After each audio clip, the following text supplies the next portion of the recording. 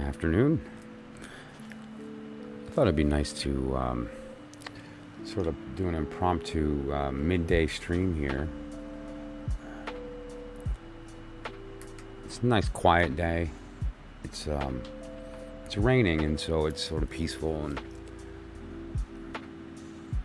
there's a lot going on, but at the same time, I don't know, there just seems to be a calm about that. And so I thought there'd be a couple of interesting things to talk about today. The first one is reading the tarot without cards. That's an interesting subject that whenever I bring it up, whether it's with seasoned tarot readers or people who are kind of new, it's always an interesting conversation. Like, what do you mean you can read tarot without the cards? Well, we'll talk about that.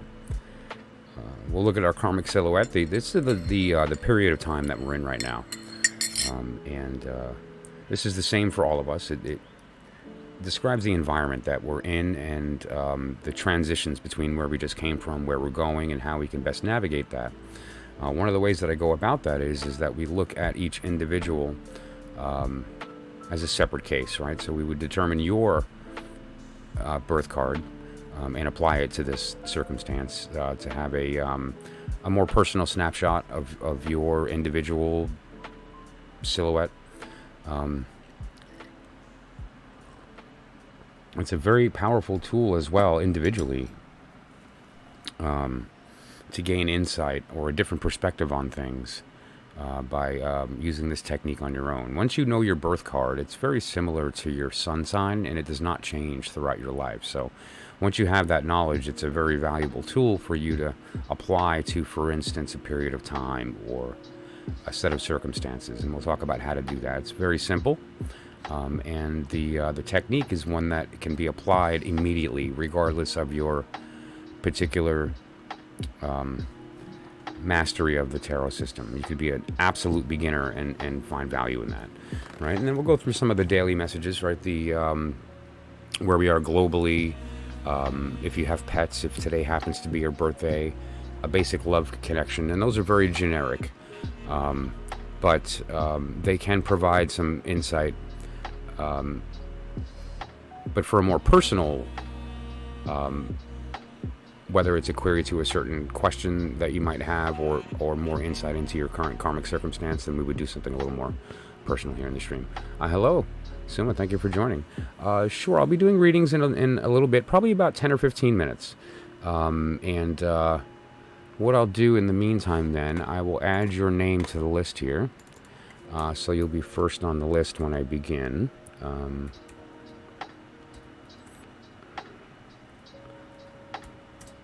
Okay, Zen, how you doing? Good to see you.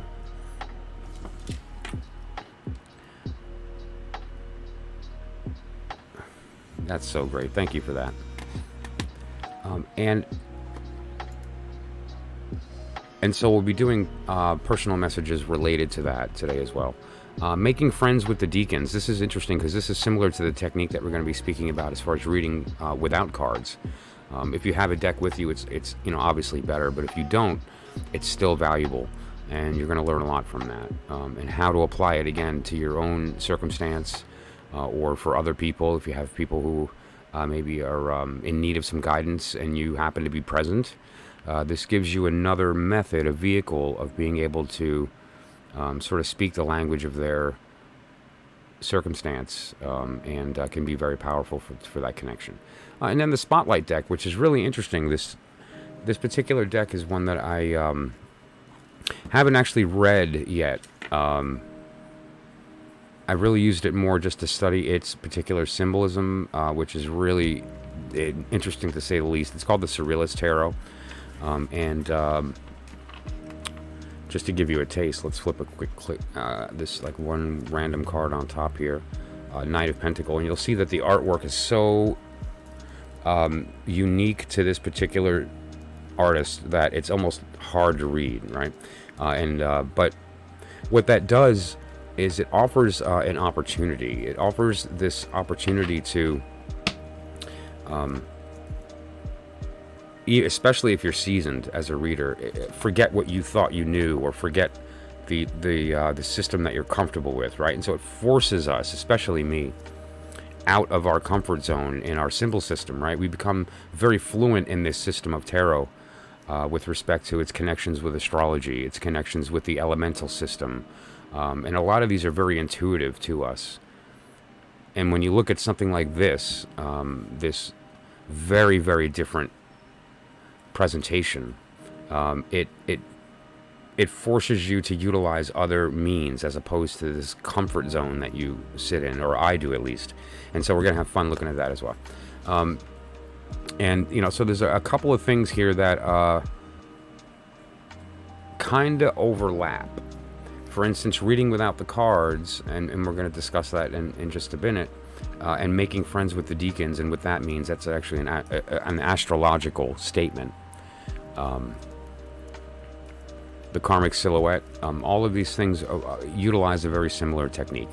Okay, and so how that is applied is so simple that, again, it's something that anybody with no knowledge would be able to apply right now to their life, and actually gain some insight, right? So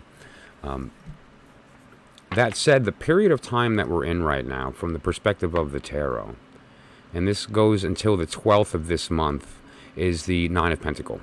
The Hermit is here because that represents the period of time that we're in astrologically, right? Like, we've just entered this period of Virgo, and Virgo is represented by the Hermit in the tarot. That's the green section to the right of this wheel.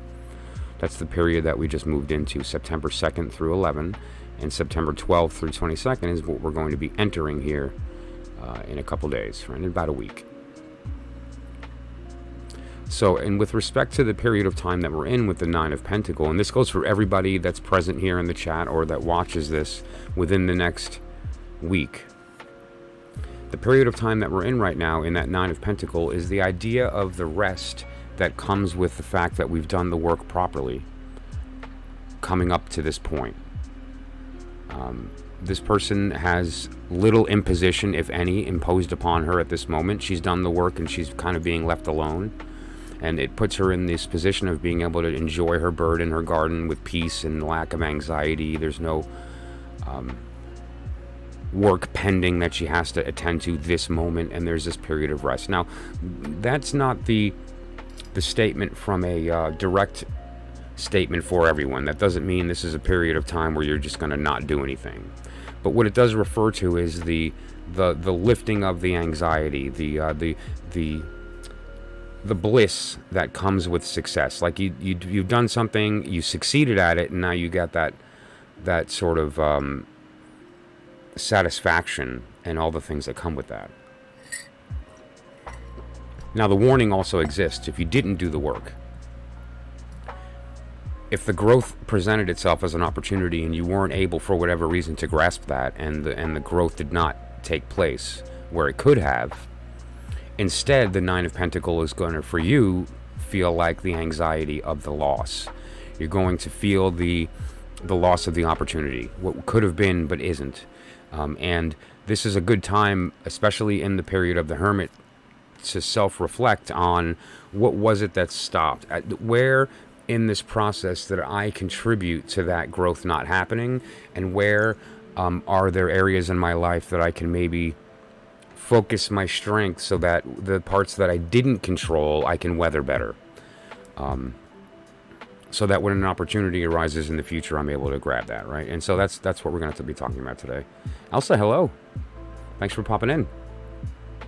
And I'm going to be doing readings here in about maybe 10 minutes or so. And so anyone who would like to get on the list, let me know now, and I'll make sure that you're on early so that we can get to you. Right now, Somya is in there. Zen, if you'd like to be on the list, I'll pop you on. Let's see here. Wow. I'm so happy to hear that. I'm glad that we had enough of a connection that worked, and that gave you some insight there. I'll put your name on incidentally, and if you're not interested in getting the reading, then I'll just move on to the next person. And if you are, then we'll pop you in there. And Elsa, I'll put you on as well, so that when I start doing readings, a Celtic cross. Okay, great. So then I'll definitely pop you on, and that'll be in about 10 minutes or so. Let's see. Okay, I just got the notification, so great.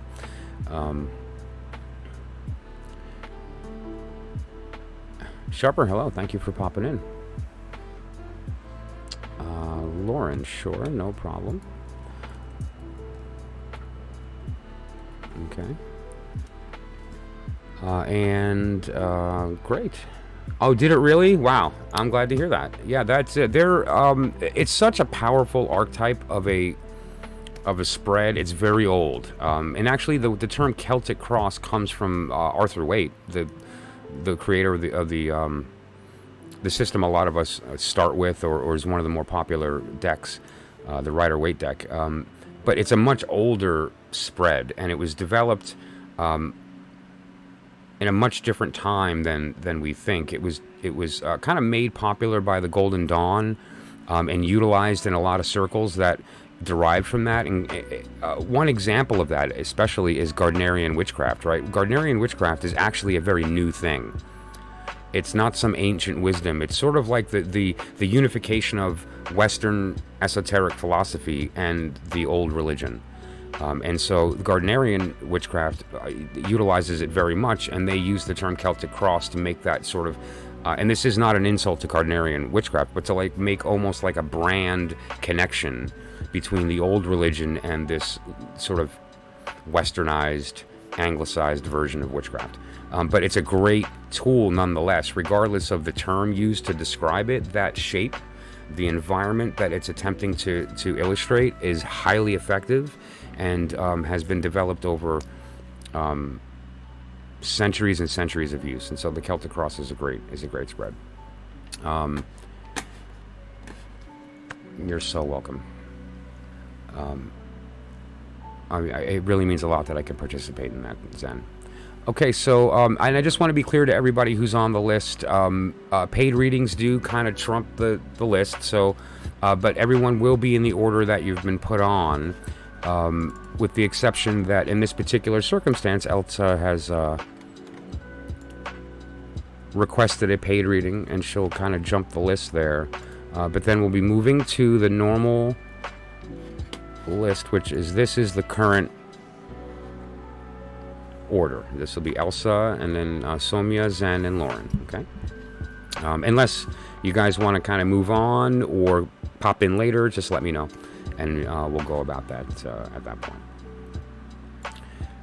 So very quickly, before I read the cards, I just wanted to go over one quick thing, which is the period of time that we're in that I talked about with the Nine of Pentacles. How do I know that? Like, what's the Nine of Pentacles? Did I shuffle my cards this morning and pop a card out and say today's card is Nine of Pentacles? No, which I do often for myself, but that's not how this works.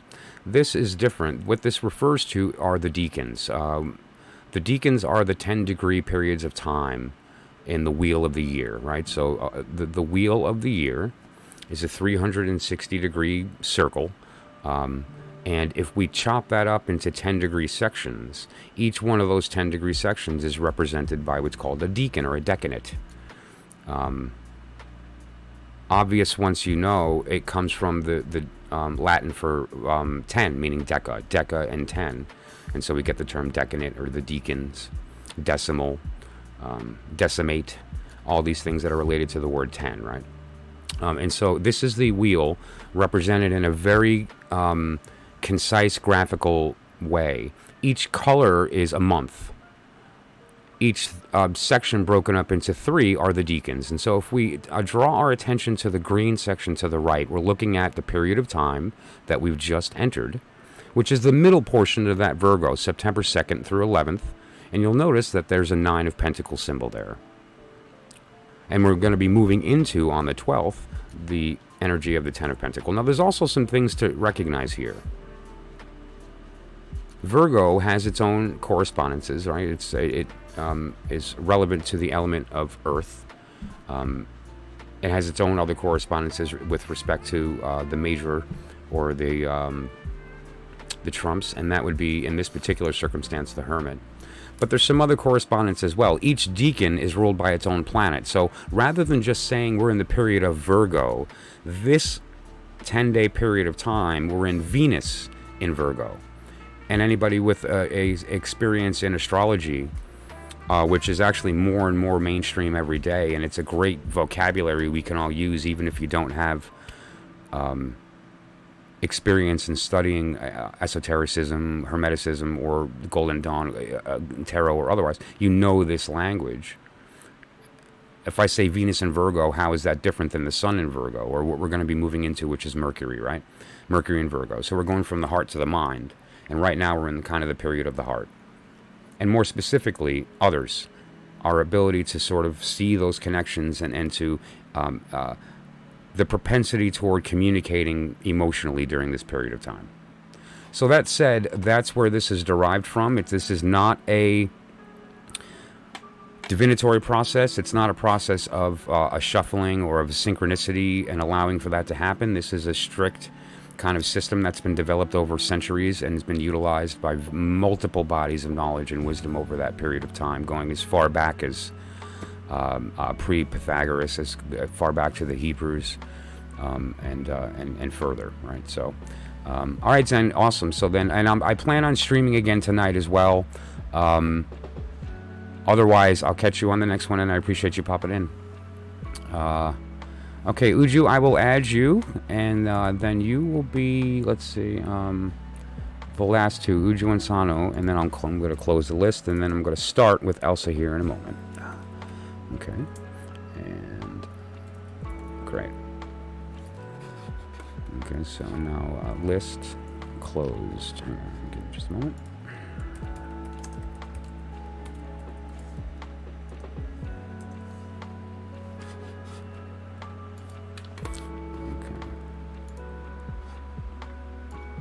Make that fit.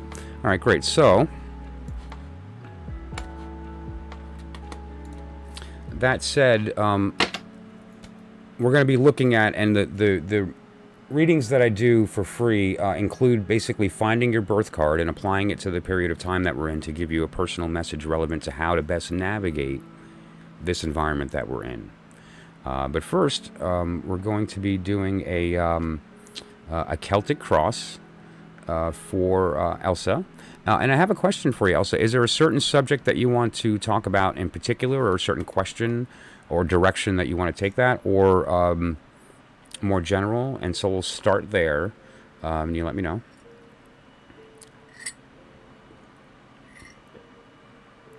And then we will go from there. So let me first...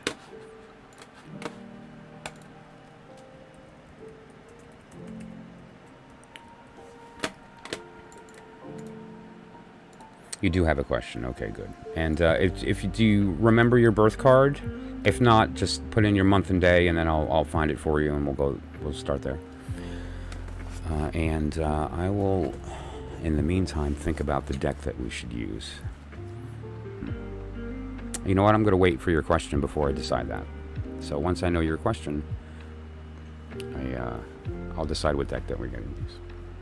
Unless you have a certain preference. Here's the list of what I have available to me right now.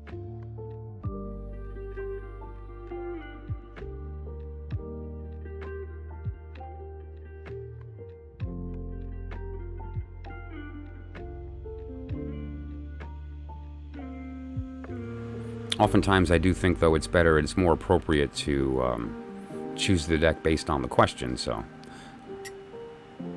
Okay.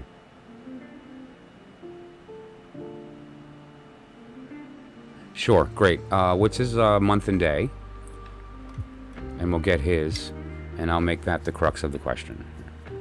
June 28th. Okay, June 28th. Two of Cup. Two of Cup. Okay.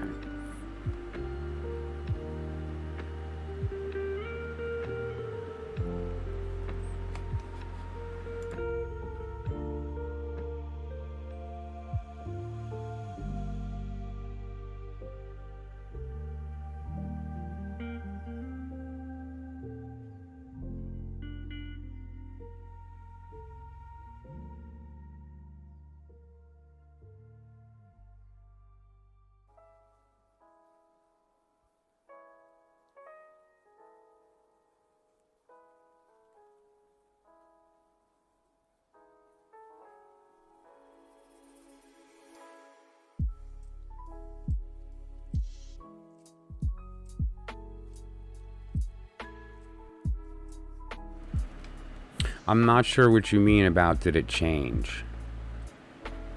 Your card does not change. Yeah, no. The birth card stays with you your life. It's relevant to the date of your birth, and so that card is the same. It doesn't change.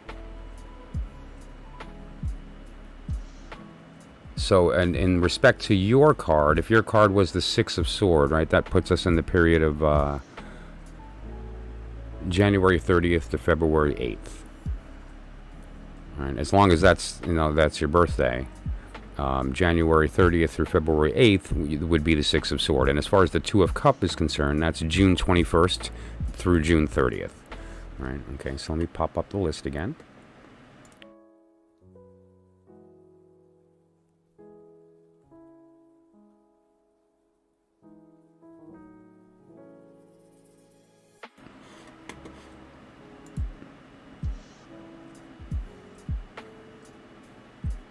Yes, the Two of Cup is a beautiful card. It's kind of hard on its own to look at that card and see anything that other than beauty. However, that mixture can be volatile depending upon what's going in each cup, right? Or what each cup has when that mixture happens. Because what the card ultimately in and of itself is referring to, the Two of Cup, is the actual process of the alchemical marriage. Right, and that's why in for instance, or let's pop it up here, in the Rider-Waite system, you'll see the actual winged lion. Let me get rid of the sword here. Okay.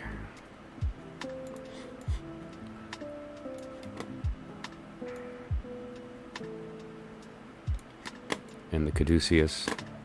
One of the more beautiful, Holy Light. Okay. Yeah, Tarot of the Abyss is such a cool deck.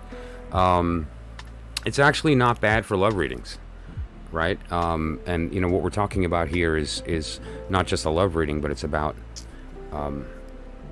helping it to live. Whew, that's heavy, So now, and Holy Light is is kind of super deep,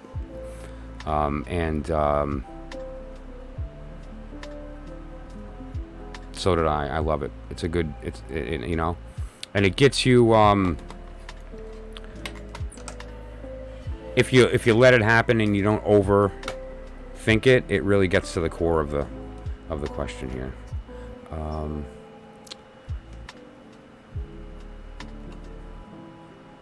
I think I may have it behind me actually. Here, let me take a look at something.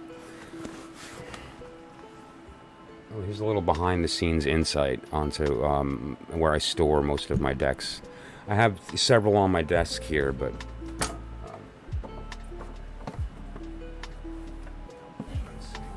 I find that these sort of false boxes are really good for storing tarot decks, especially multiple at a time.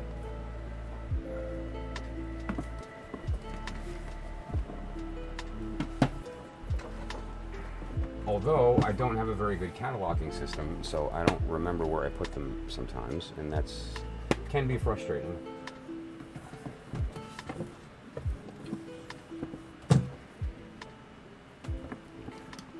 Here we go.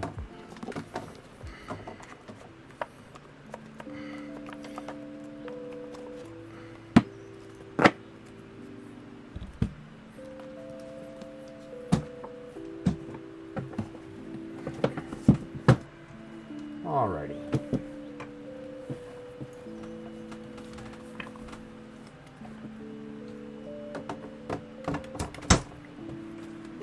So, in the meantime,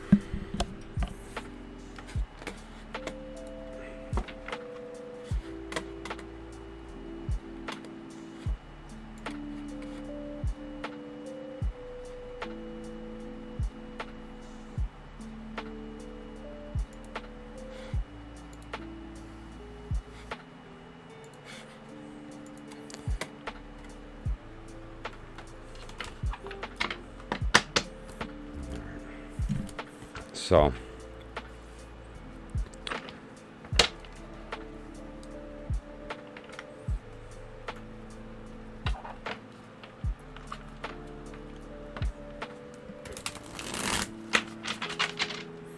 Now, those familiar with the Celtic cross will know this shape very well, and you know, it is incidentally kind of like the first spread a lot of us learn, other than maybe like a 3-card past, present, future type spread. This is the first one that really gets deep into the placement and where that's important.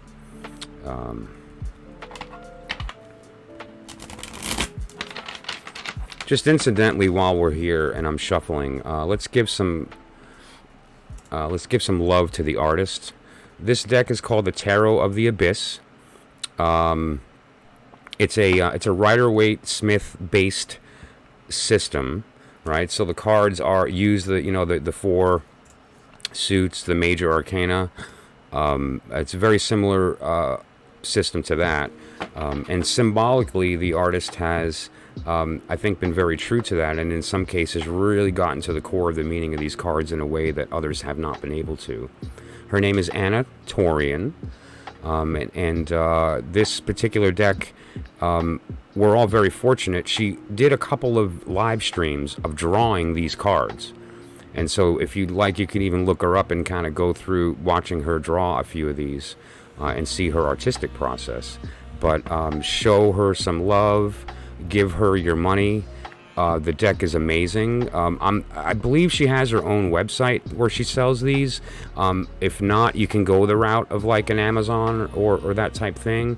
It's always great if you can give the money to the artist, or if you can give the money to a local store, like your local magical shop. If you can't, then, you know, whatever you have to. But if you're interested in this deck, it's called Tarot of the Abyss, and the artist is Anna Torian. Check it out. I'm not... I don't have any endorsements or anything else. I love the deck, and I think that she deserves the recognition for that. And you know, once you see her work, you're instantly hooked. She connects in a way that's awesome. And it's also decidedly feminine, which is the period of time that we're moving into now anyway, as a global society. And so right now, a lot of the nonsense that we're feeling globally is the death throes of the old way, and we're not going quiet, so to speak. But we're moving into this new period, and so this is actually kind of caught up to that, where the symbolism has shifted toward this more definite feminine energy that is familiar to us that are open to that and to kind of feel this transformation happening. So let's do this then. Just for those who want to follow along, we're doing a Celtic cross, and we're going to start with laying out the cards one at a time, as opposed to like laying out the whole layout and then going from there. And so here's where we are right now. Right now we're going to be reading Elsa, and which is a Celtic cross spread. And then from there, next would be Samoya. Zen actually mentioned that they're going to pop in later, so let's just take Zen. Okay, and so that is where we are right now. Okay. Hadia, hello, thank you for popping in. So, I'm going to shuffle in the meantime, because we're talking about, in this particular circumstance, a love that has begun to maybe feel some tension, and what can be done to put this back on track, to allow these two tributaries that at one point decided to come together that are now separating again. Like, how can we make them come back together? And that's what we're going to be looking at. Steph, how are you? Thanks for popping in.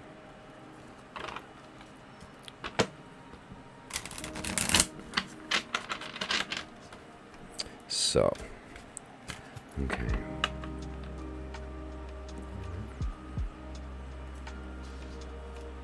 So the first thing we're going to do here is we're going to look at the situation. The first card in the center. Yeah, the energy is of at its chorus level, all things either desire to connect or to repel. And if there is an intrinsic desire to connect, we call that love. And the alchemical marriage is a process that happens individually as well as with people, connections, families, even. And actually, this is a great opportunity because we have this chance to kind of start off on the right foot, or determine if there's even a possibility for that, right? Like if it's, I get oftentimes some questions, maybe for instance, should we marry? Will we get married? As opposed to should we, rather. And I think, should we is a better question than... Oh, thank you so much for that, Steph. I really appreciate that. Okay, so the first card that we're going to look at here is the situation. And this is the Ten of Wands. I am very familiar with this card because the Ten of Wands is my birth card. But the Ten of Wands, is a couple things. It's burden, carrying the weight. However, willfully, you're choosing to do that, right? Now, there's a lot of reasons that we do that. One of the reasons that we do that is out of love. One of the reasons that we do that is out of understanding. Say, like, we're in a better position than somebody, and so we help them, whether it's physically. Like, I'm very active in my local community here, and a good portion of the people that I help out are elderly. And, like, what am I going to do? Not help them? And so... you take on the burdens of others. And there's a warning here, though, that don't overextend yourself because it's not sustainable. I mean, your back is only so strong, so to speak.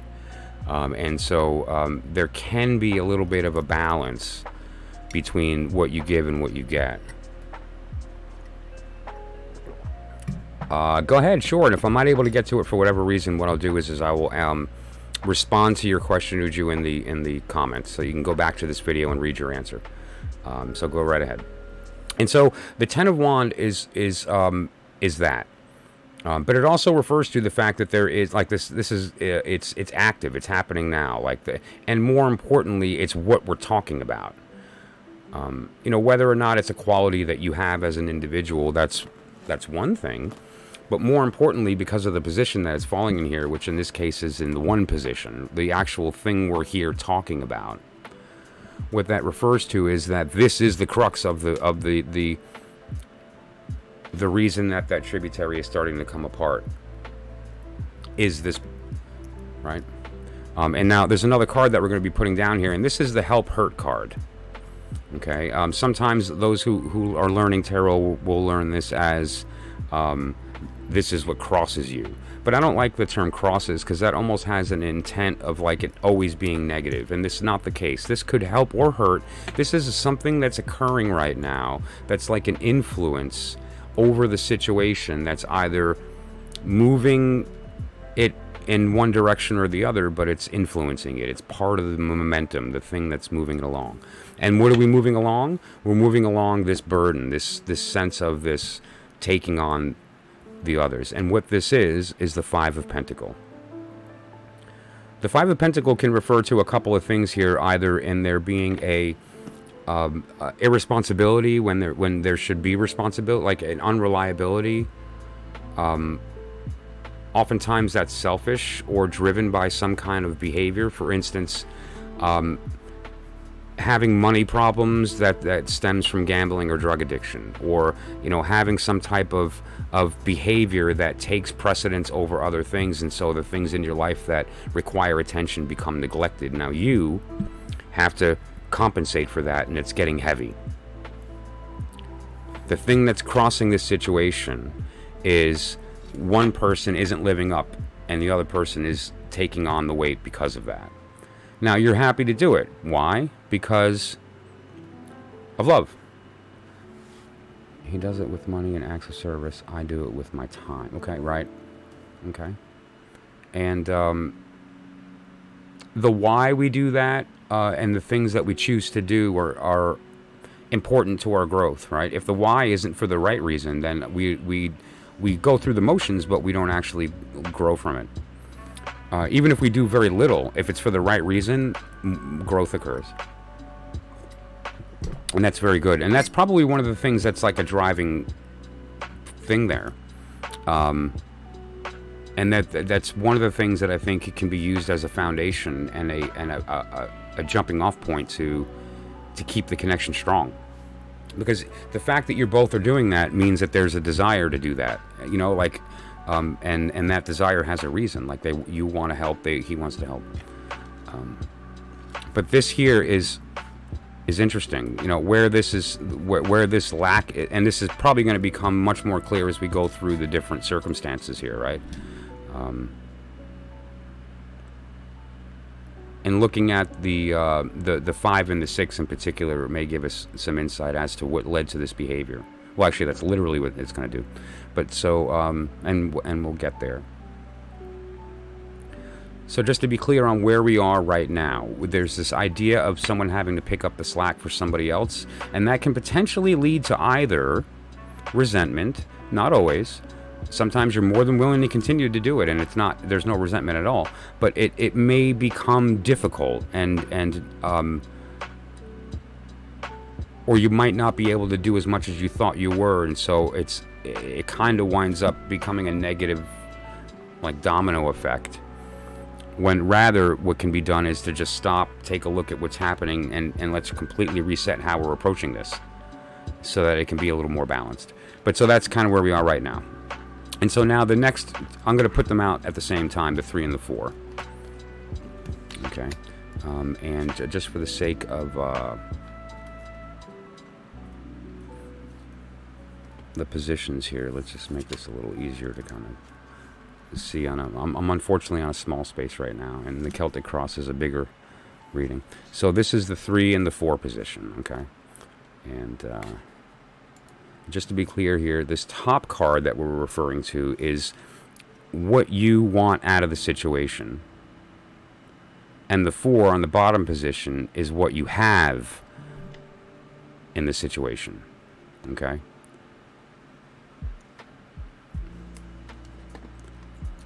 So what we're looking at is what you want on the top section here. And the idea of want means that you don't currently have it, because if you had it, you wouldn't want it. You'd have it.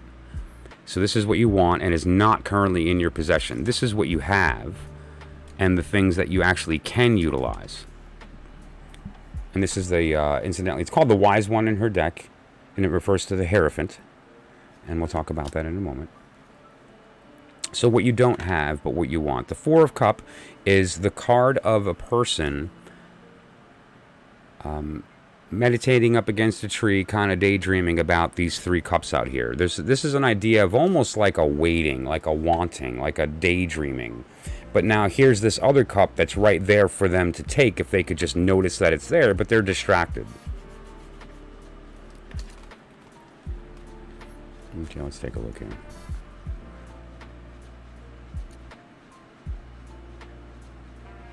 It might be that he has a job that he cannot spend time with you like he thought he would.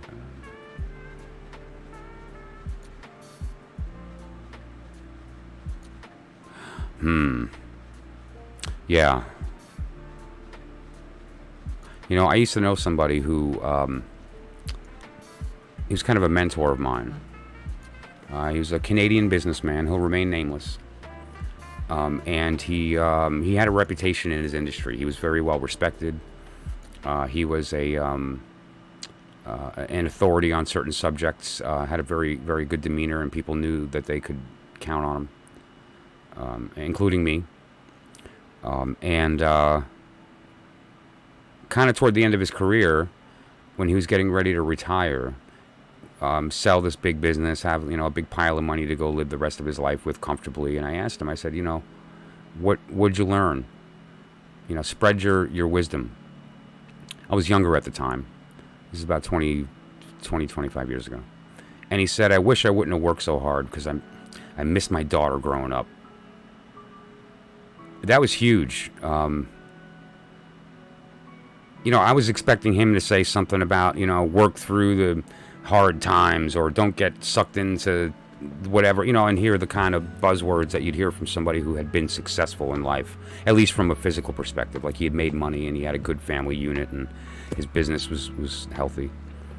None of that mattered. He was, he was upset about the fact that he couldn't go back to his kid being a kid, and the fact that he had missed that working, right? Now, does his daughter blame him? Of course not. She grew up in a fortunate life with very little want because of that, and it afforded her opportunities she would not have had. But it really goes to show what really matters, because don't forget that all that matters in our lives is what we decide matters. And unfortunately, that changes throughout our lives. And so what you think is big and important now doesn't necessarily mean that that's what it's going to be later. And obviously, you're in a stage of wanting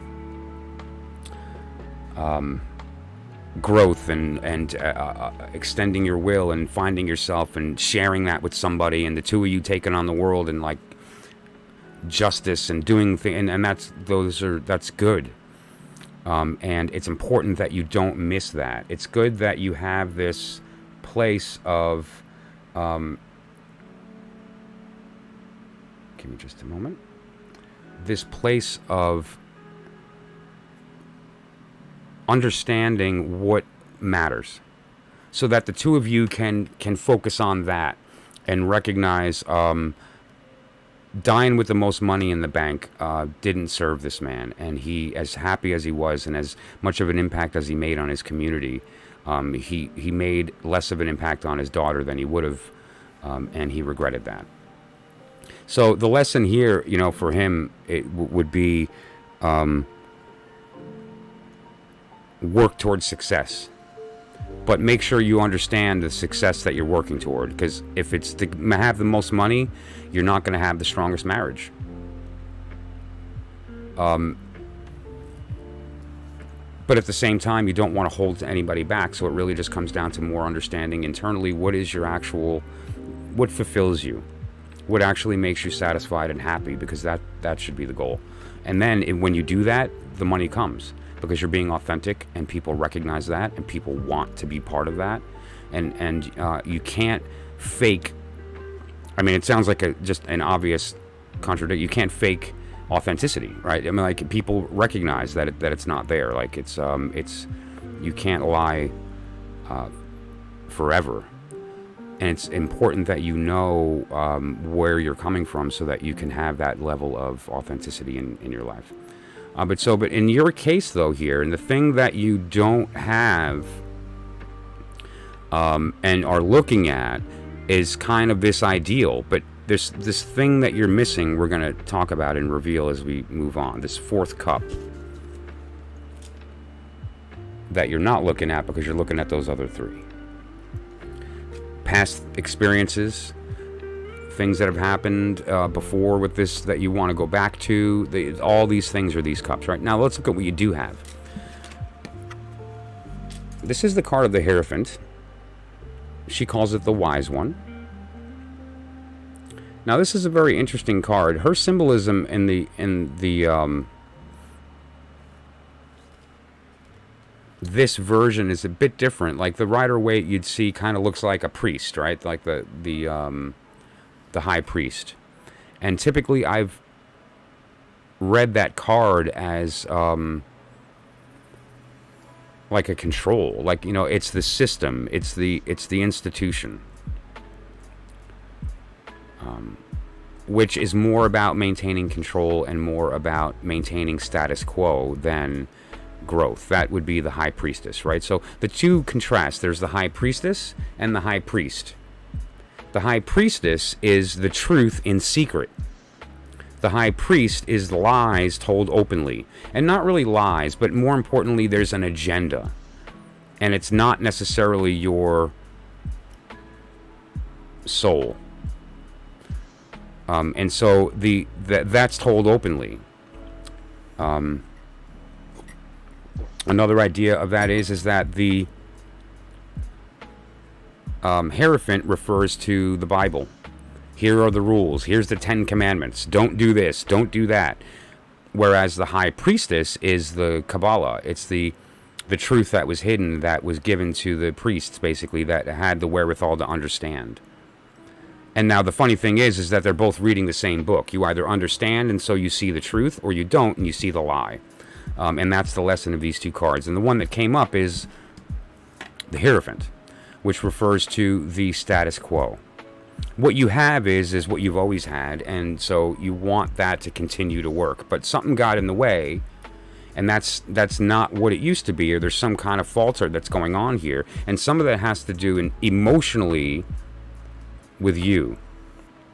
You are emotionally lacking something, and that's preventing this and sort of stopping that from realizing. Now, what does this mean as far as the thing that you have? This is also a support system that you can go to. That's good. If you read the Bible together, you're doing better in most relationships, to be honest. I'm a deacon in my church, and I have very few people in my personal life as friends. I'm single, I guess, with respect to like love, but with respect to my personal relationships, there's not really a lot of that going on. And so if, I share a lot of my spirituality and my connection with you guys and with the people that I work with personally in my readings. But if you have that together, that's really something. And I'll tell you what, the effect that has on your children, no matter what the religion is so profound, and it's incalculable. So I don't care what you call God, but have one, right? I don't care what you believe in something. But that said, the fact that you read together is great. Now, and this isn't an important thing. The thing that you do have is that status quo. The thing that you do have is the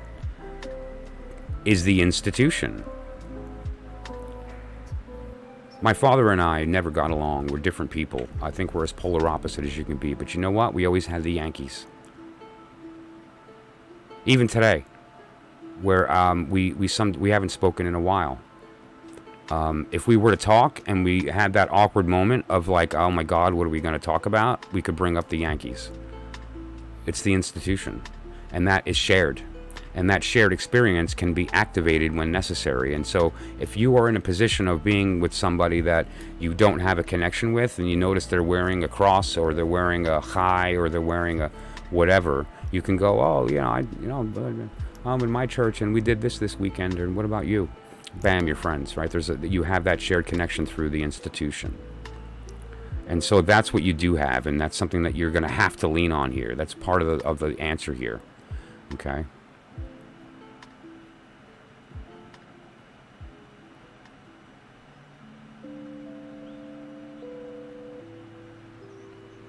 So,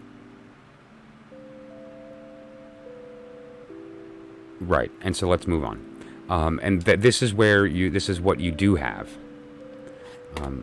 Next cards are going to be the kind of important ones. So these are going to draw. This is where I'm talking about 5 and 6 now.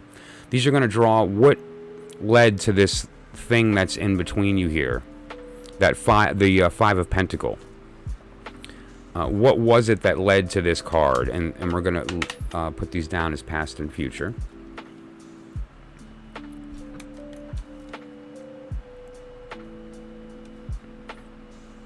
Okay.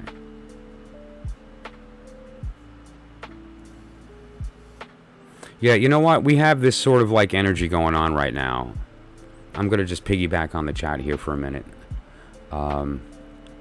Giuseppe. That's funny. That's my middle name. I'm Michael Joseph. My family's Italian, so it's kind of like a nickname. It's apparently I'm named after Uncle Giuseppe. Anyway, that said, though, I want to piggyback on something that he said here. We have what we're talking about with Elsa right now is a love that is budding and was kind of leading toward a good place that might be in kind of not the best place right now. And so I think we can all feel the opportunity for something really powerful and good to happen here. And if we all just ask for wisdom in order that we can help this love to not die and to persist and to grow, there's definitely connections here between these two people that needs to stay. And so, I think we should piggyback on what he said there. Um,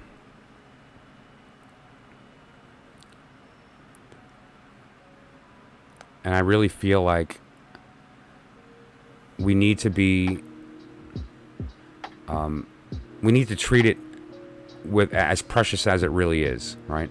Because whenever there's a love that could be, but the world gets in the way, we have to try to let the world get out of the way, right? And what we have as the past of this situation is the world. The last period of time here, and let's just be clear, no matter what side you fall on what has occurred in the past couple of years to all of us, medically, politically, emotionally, globally. Let's see here.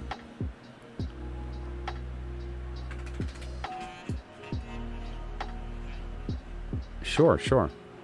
And we could also, if you'd like, we can do a reading and continue the reading on a private basis later, as well. Like, we don't have to continue the reading here on the stream.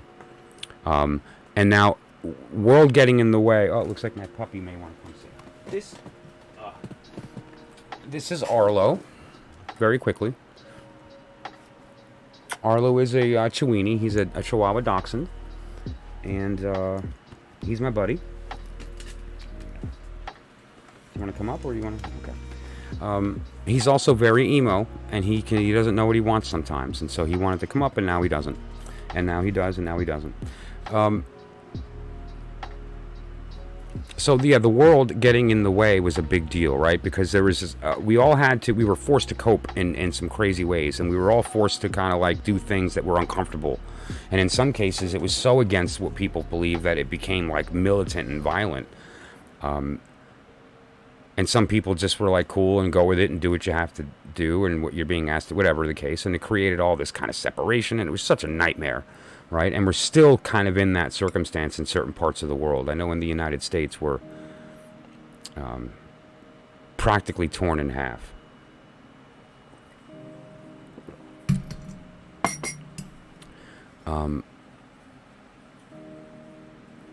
So the reality of what we're seeing here in the past that led to this Five of Pentacles is that potentially maybe something occurred during this time that started up a behavior or a habit or an interest or something that occurred that was sort of new.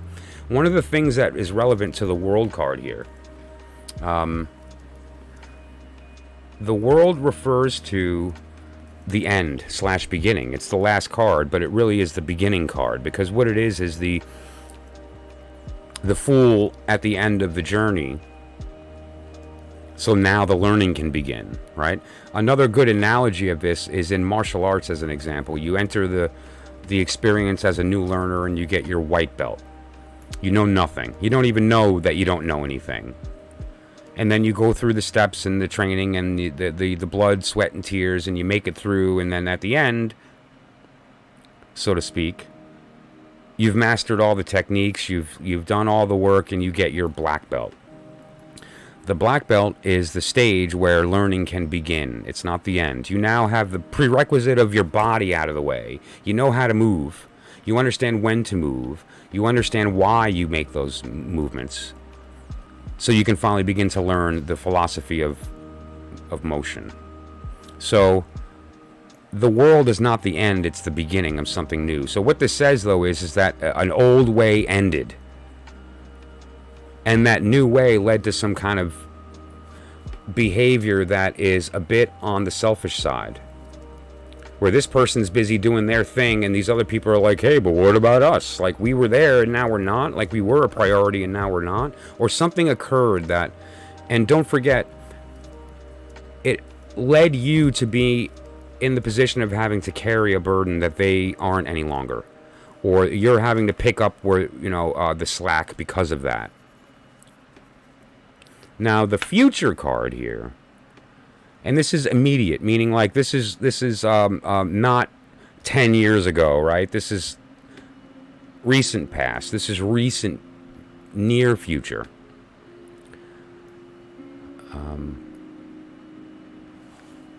Okay, let's just read the chat here real quick.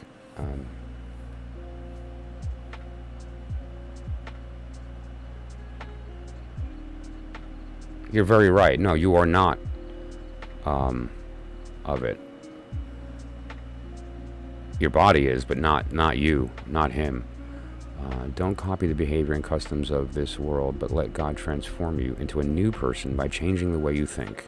Then you will learn to know God's will for you, which is good and pleasing. That's this. You just read that.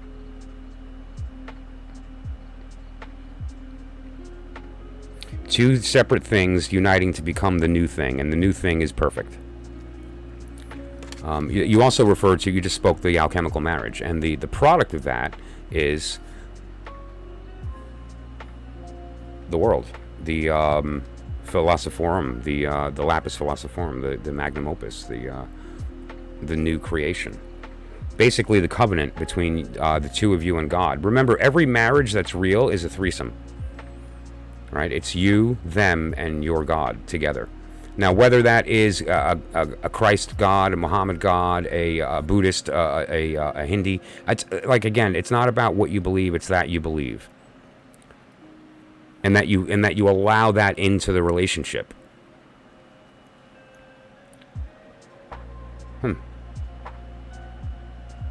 So now, both sides need to be in that, right? And in that for the correct reason. So that matters. That matters.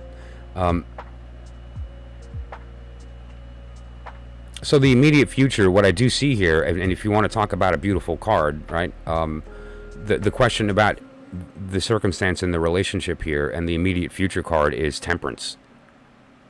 Now, here's an interesting part about temperance, though, that we have to remember, and those in the room that have experience with the tarot will know that the word temperance is not a basic word, right? The word temperance refers to, sometimes is referred to like the opposite of the devil card, which is excessive imbibement, and this would refer to the opposite of that, kind of like teetotalers in the Methodists where they don't drink.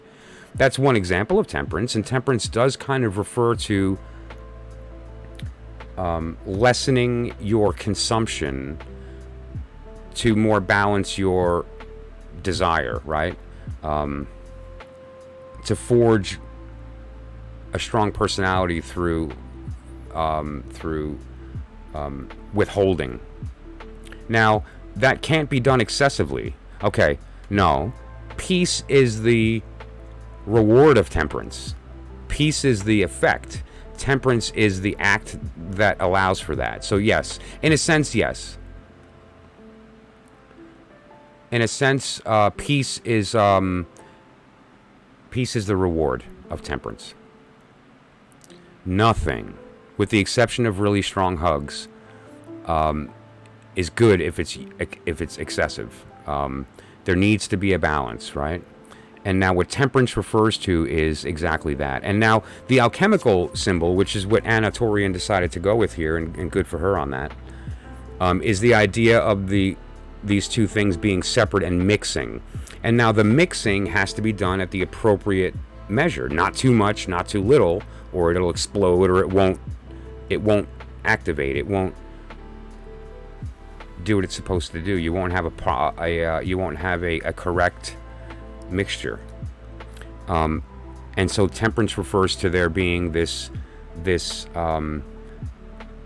willful, careful act of making sure you're measuring properly. And one way to interpret that is don't drink too much, don't smoke too much. Oh, yes, there they are. Those are those two of cups. Now, this is the major arcana, but it is definitely a two of cup card. And I think the fact that she chose that imagery for the temperance card just shows that she gets the tarot, which is why I was happy to give her money and use her cards and share them with people. Because, like, if I don't like your cards and I don't believe in them, I'll never speak their name to anyone if I don't respect it. And she gets it. And the fact that she put the two of card here shows that she understands that it's about the alchemical marriage, right? And it doesn't hurt either that, like, this is your boyfriend coming up in a reading about your future. And the fact that that's your future is a good thing. Now, here's the warning. Nothing's free, right? You both have to participate. if you look at the Two of Cup card, you've got two people holding a cup, offering it to each other, and your job is to take his, and his job is to take yours, and another one of your jobs is to convince him to take it, right? And vice versa. So there needs to be, well, that's the problem, right? Because you're the one, you're picking up too much and it's unsustainable, right? Like one of you is doing more than the other suddenly, and that's not working out. This shows the that is going to take place in the future. The beauty of where it landed, forget about what temperance means. The beauty of where it landed is the fact that it landed in the future, meaning that temperance is your future. That, however, in order to get there, there does need to be this level of maybe toning back selfish behavior. Now, from what you've spoken about, this is a man of God. And I would be more than willing to have a conversation with you two. I'm not a member of your church. I'm a deacon in the Reformed Church in America. I'm here in a small church in the Hudson Valley in upstate New York. But I would happy to have a conversation and then to maybe direct you toward spiritual leadership in your area, that you can sit down with your pastor and have this conversation about where you guys are going, because you will benefit from counseling. I 100% believe that. No, now, the future. Yes, in the future you will both be participating, and the result of that is this good thing. But let's start now, right? The sooner we can get him sitting down and having a conversation where he's comfortable enough to open up about things that he won't tell you, we're going to get to the heart of some stuff. And also, if we can talk alone, him and I. Man to man can make a big difference about what this 5 is and the imposition he's put on you. And if he's recognizing that and is able to kind of say, you know what? No, I know I'm a man, because he's doing the right thing. He's showing good masculine qualities here. But there's also this kind of like immaturity that needs to kind of be worked out, right? So, good, right. And that's good. And now it's the idea of letting that momentum continue and not getting in the way so it continues. Okay. That would be great. And in him too, like if you speak to him and say, listen, there's this guy on the internet that reads tarot cards. It's a matter of saying, and I'll leave the reading up if you want so he can watch it. But it's a matter of taking this from a different perspective spiritually and knowing what the goal is. That alone can put you two in a receptive place where he's going to maybe listen to some things that you want him to hear, and hopefully put him in a comfortable enough position to say the things that he hasn't been able to. As sort of like a counseling session. And so, but that said, let's continue. And for those who are following along, we're going to now be moving to the 7 position. The 7 position is a really good card.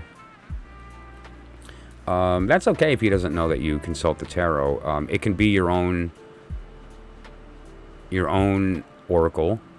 I don't share the tarot with too many people either, in certain circumstances. Although its roots in the Gnostic as well as the Christian. Just look at the cards. There's Christian symbolism all over the place. Is undeniable. The original symbols that were chosen and correspondences back in the 1400s were done so by priests. But yeah. Anyway, that said, though, different conversation. The 7 that we're looking at here refers to basically your worldview. I use the word your story because that's what your worldview is. And we can change that story. This is the lens you see the world through. And so, you're in your car driving to work, right? You stop at the light, and then somebody cuts you off and runs the light. That happened. That's not a story. That happened. However, you look at that and go, man, we're assholes, right? And they're a bad person. So you told a story that this person is annoying and they're egotistical and they don't care about people and they're just going to drive willy-nilly, whatever the case may be. Or you could tell the story that, wow, they were really in a rush. Their wife's in the backseat pregnant and they're trying to get to a hospital. Or you could tell the story that, anyway, there's multiple worldviews. And the one you automatically tell when you're viewing your world and making sense of it is your worldview. Another example of worldview is the floor and the foot example. I use this all the time to really get to the heart of what this means, this position, the 7th spot here. What this refers to is your foot hitting the floor. I'm sitting in my chair, and if I were to get up to go and fill my cup of coffee, I would turn my chair and put my foot on the floor and stand up and go. Now, do I think to myself, gee, I wonder if the floor is going to be there to meet my foot? Right? No, of course not. It doesn't even dawn on me to question that. I know the floor is going to be there to such a degree, I don't even waste mental energy on whether or not it'll be there. I just get up and don't think about it. That's a worldview. It's an assumption. It's a piece of information that is so ingrained that we don't think about it any longer. In the martial art analogy, the white belt to the black belt, what you're doing during that period of time is learning your kata, right? Which is automatic motions that you repeat over and over again. Why? So that when it happens and you need to use them, they're so automatic that your brain doesn't even think. If you see this fist coming this way, this is the hand that blocks, this is the hand that strikes. You kind of just go with it automatically. And that's this idea. So all of the experiences you've had in your life, the things you were taught from your family, the genetic information you get from your ancestral knowledge, all of this culminates into your worldview. And so what we're going to look at here is not just that, but that in connection with this person and the state that you're in right now. Okay? The Knight of Wand. I need to find a spot to put these. Okay, pardon me. Okay. Sorry. Your worldview comes from a place of passion. It comes from a place of soul. The tarot is broken up into, other than the majors, we'll get there, that's different, into 4 elements, the 4 suits, right? And now each one represents a couple of different things. One is the element, so fire, water, earth, air, but one of them that we don't often think of are the states of matter. Solid, liquid, gas, plasma. One of them that we refer to is the human experience, right? So the sword is your mind. The pentacle is your body. The cup is your heart, or your emotional system. And the wand is your soul, or spirit. Okay? So what this is referring to is the active state of your spiritual energy. The way that you view this situation, and again, for people who are just entering or who are following along, we're in the 7 position here. The way that you view the world or see the situation, the lens you see it through, is very typically a spiritual one. Like, you don't see the world intellectually. You don't experience the world emotionally. You experience the world spiritually first. You process that emotionally, and then you find a way through the brain to communicate that. So your order is fire, water, air. You see everything as fire first.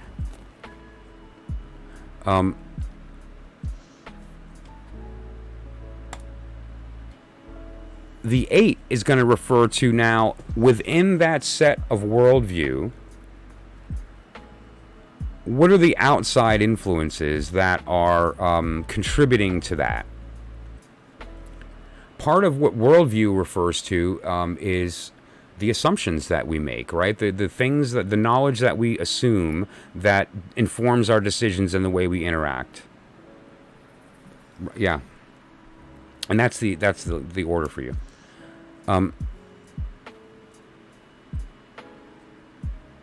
Outside influence, friends, family, the status quo, the sociological group that we belong to, and their opinions, This all informs our thinking. Know it or not, if you study the tarot, a lot of your thinking is informed by the Hermetic Order of the Golden Dawn, because their system is ingrained into most of the tarot. If you live in a Western society, most of your thinking is related to Plato, or came from Pythagoras, and you don't even realize it, right? So, yeah, well, it can. Well, here's the deal. If you take the information and process it right into the heart first, bad things. The heart is powerful, but is it's dumb. It just knows like pure, like it knows what it feels, and it doesn't care about why. And so if you strictly just experience this through heart first, we can run into some danger. That's why it's not always bad to filter it through soul, because that is more, it's closer to truth. And so it filters out a little bit of nonsense before it hits the heart and then is interpreted by the brain. Or the other way around in some cases. A lot of people will tell the story first and then react to the story. But your outside influences, which can also affect that, friends, family, institution, things from the outside in. And the card in this particular circumstance is the Nine of Wands, which this is the idea of the Nine of Wands. The story of the Nine of Wands is that a battle happened, the dust settled, and this person's standing there. They made it, although they're beaten up pretty good, alone. Like you were abandoned. Like, where am I? Like, wait, we had this fight and we were in this together, and now suddenly I'm standing here by myself with a sling on my arm, and where did everybody go? And it's the idea of the person who doesn't complain. They show up when others don't, which is also that 10 here, right? The 9 refers to the and not within the scope of the reading, just for a moment. The 9 refers to the person that did a bunch of work and was alone and recognized, wow, I guess I did it on my own and nobody really does have my back. Becomes the 10, which is, well, if no one else is going to do it, I guess I have to. And then you take on that responsibility.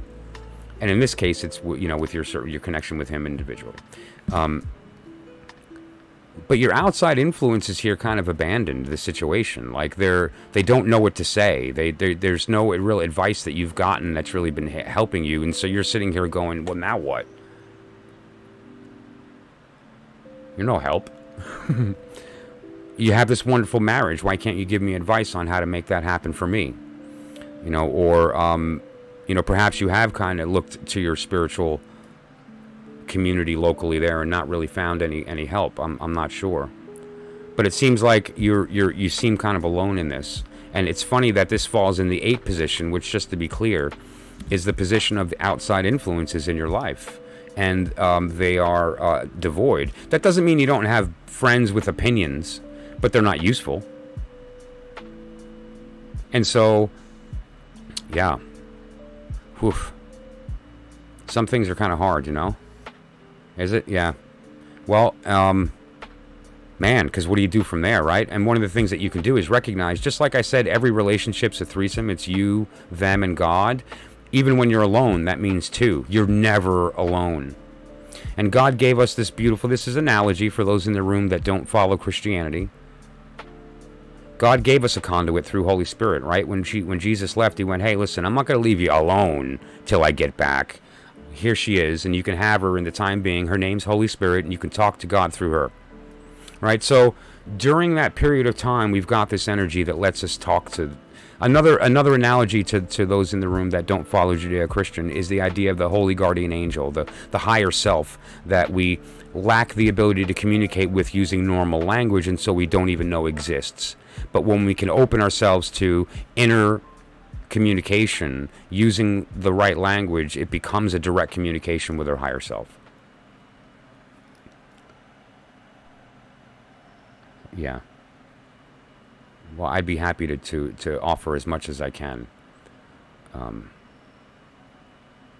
not just coming from somebody who cares or wants to, but, again, I do have some experience in counseling, but specifically from a spiritual level. I'm not a medical doctor, and I don't profess to have diagnostic abilities with respect to psychiatry, psychology, or otherwise. I'm a spiritual advisor. But that said, so that's where we are as far as the 8 is concerned, right? And now in the Celtic cross, we're moving into the 2 biggies. The 9 and the 10 position. A lot of times the 9 position may seem to be redundant. Like, duh, I know what my hope and fear is. That's why I came to you, right? Like, this is what I want. Make it happen. What do I have to do to make that happen? What's the trajectory I should take here? Well, very often, much more than we were willing to admit, very often what we want and is not what we think we want. And our motivation when we do the math is not what we thought. Oh, I want this thing, but then you'd find out why. It's like, oh, wow, that's weird. That's why I wanted that. An example is like, for instance, I used to eat raw hamburgers, practically raw. I would count to 15 and flip it. Like, that's gross, right? But I ate them. I wanted rare burger, and it turned out that I didn't. What I wanted was to be like my dad when I was a little kid, and he used to eat like practically raw meat with his buddies, and we were at a restaurant one time, and he ordered it, and I saw it, and so I had this idea that like if I eat rare hamburgers, I'll be like my dad. How silly is that, right? So at the end of the day, it's important to kind of say, all right, well, who's thinking here? What's my actual desire? That was my ego wanting to feel bigger. That wasn't what I wanted, and I don't. I've never wanted that. My favorite flavor is burnt. A nice burnt burger, blackened chicken, dark coffee. I mean, look at my mug here. This is, how perfect is this? This is right. So, and that's the truth. It's a matter of knowing who you are, and so I choked down red meat. And I thought that's what I wanted. So when you look at this position of your hope and fear, we're talking about the 9, the hope and fear, this is going to reveal to you what that is. You think you know, and it might be true. If we hit this card and it's what you're thinking, then you're in right thinking. But it may reveal to you something that you weren't considering. Okay, let me just zoom in. Your fear is the 10 of Swords.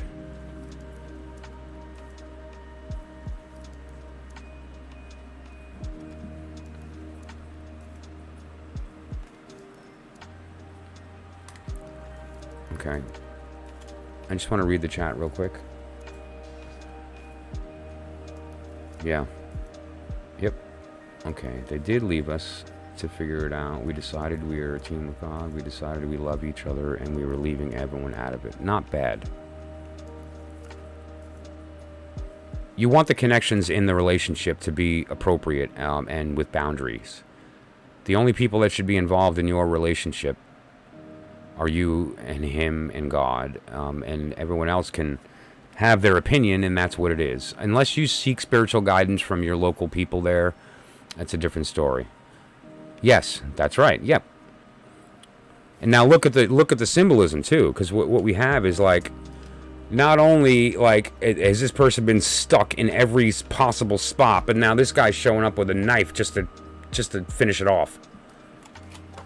I mean, it's like really getting it done. But now what the 10 of Swords does refer to is sort of like complete ruin. Like what you're really afraid of is that this is going to fall apart.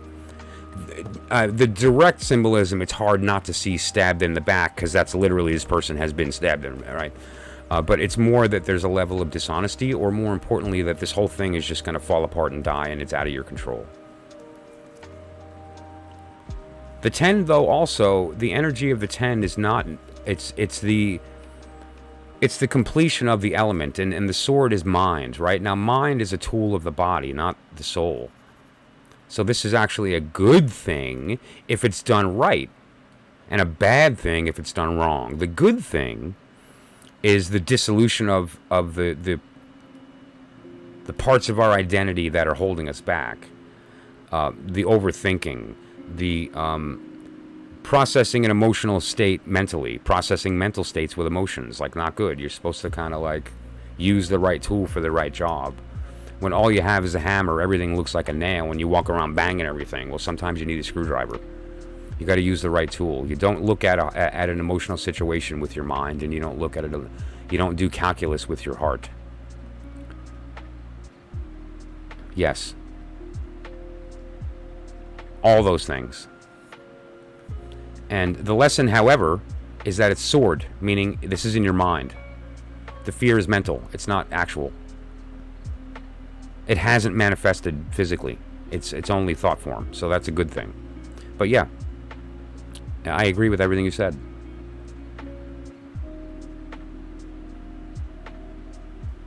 There's energies in the 10 as well. The 10s refer very oftentimes to individual suits or individual elements fall under different signs. And, you know, the sword is the element of air, and so there's 3 air signs. And what the 10 refers to oftentimes is all 3. It's not one or the other.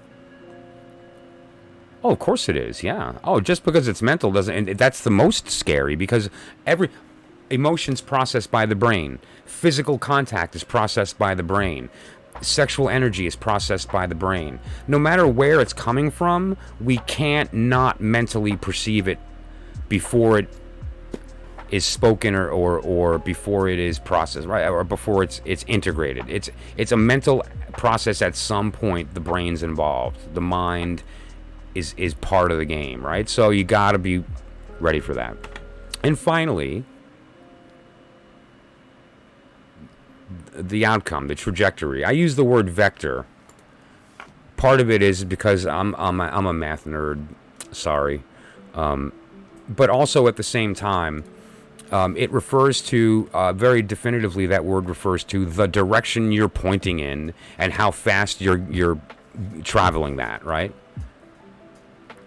And so, all things being equal, right now, what direction are you pointed in with respect to this relationship? It's right here. Ooh, I bet you want to know. No, but all kidding aside, this is the outcome card, and what this is showing us is everything that we've talked about. What is the trajectory of this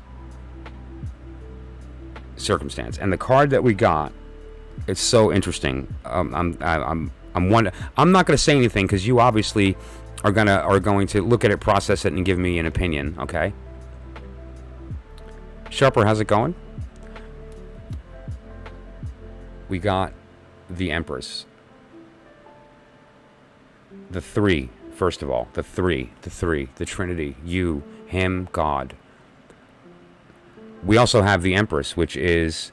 the Empress refers to the practical feminine. Like the High Priestess is secret in... the truth in secret, the hidden truth. She's not the nurturer. She's the source of the knowledge of the soul. What the Empress is this mother figure from the respect of nurturing. It can also not always. It's very dangerous to jump to this conclusion, but can refer to pregnancy, or can refer to fertility, or can refer to something being fostered and growing and born. But more specifically, the energy that's required to allow that to happen, for you to have a viable pregnancy, you need to treat the body right. You need to nurture the body. You need to nurture the baby in there and the new life. The Empress refers to the energy of that nurturing. It's not always 100% positive. Sometimes mommy needs to be angry in order for things to get done right? Or sometimes mommy needs to say things you don't want to hear, or maybe she's not available for the hug, but you're fed, you're clothed, right? But there's this idea of that nurturing energy. Now, what I'm seeing here, though, well, sure, yeah. I don't see this as pregnancy, though. That doesn't mean you're not going to have a baby. Statistically, you probably are, right? If you're, in a relationship with somebody and it's committed, and it just seems right. Although I think that number's going down. I think people are less and less having kids nowadays.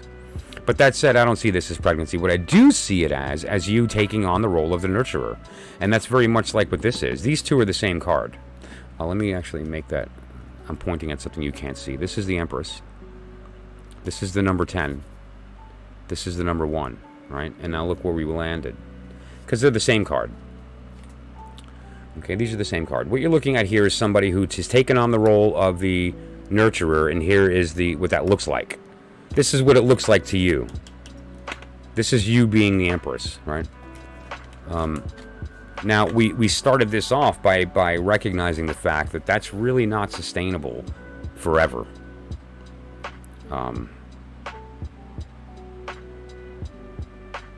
Well, I would hope that you'd get pregnant after marriage. That's always nice. Quality over quantity, right? We want our children to be, whenever possible, raised in an environment where there is some type of union, and that union is visible to that child. Let that child see those people love each other, and that love be real. So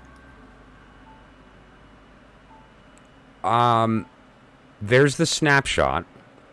There's the the initial. Let me give you the okay.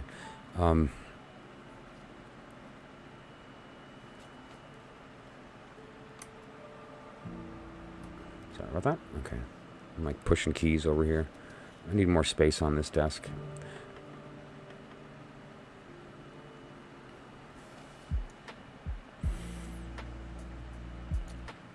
Yeah, that's very true, Sharper. And there's it's easier said than done, but at the same time it isn't, because it's not sustainable, right? Like there's the one of the things that's cool about what Sharper talked about here is the fact that you can't carry all of it forever. So eventually, like it or not, you're going to be forced to put the stuff down. Now the question is that do you do it on your terms where it's easy?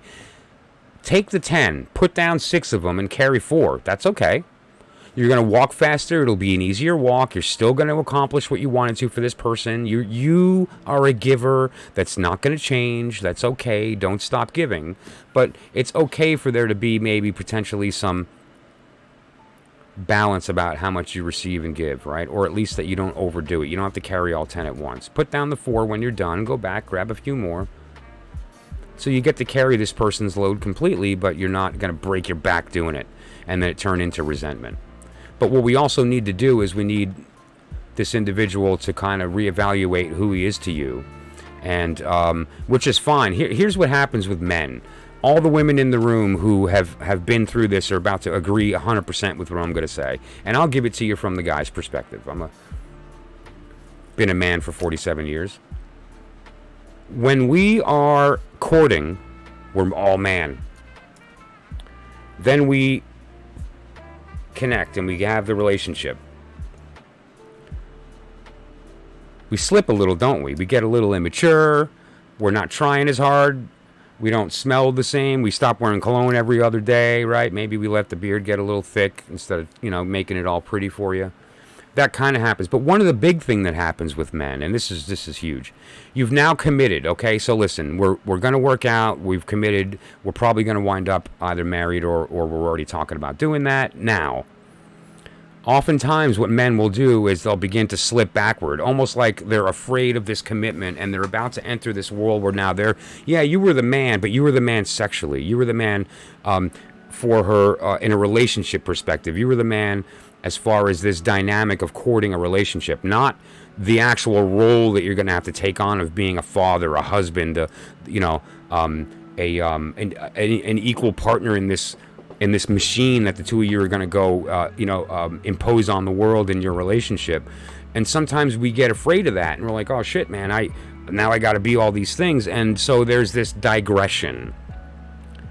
And the length of time that digression takes place is different for every guy. It depends upon how much is he afraid of losing the old way, how much is he looking forward to the new one, and where is he in that process. That's something I would like to talk to him about personally as well, when I had mentioned that I would like to speak to him individually, is where are you as a man in this process? Are you in the state of digression and it's time to kind of just chill out and have a little fun for maybe and relax for a week and not, but then man up? Or are you just realizing that there's nothing to be uncomfortable about anyway, and you know what, and someone just needs to kind of,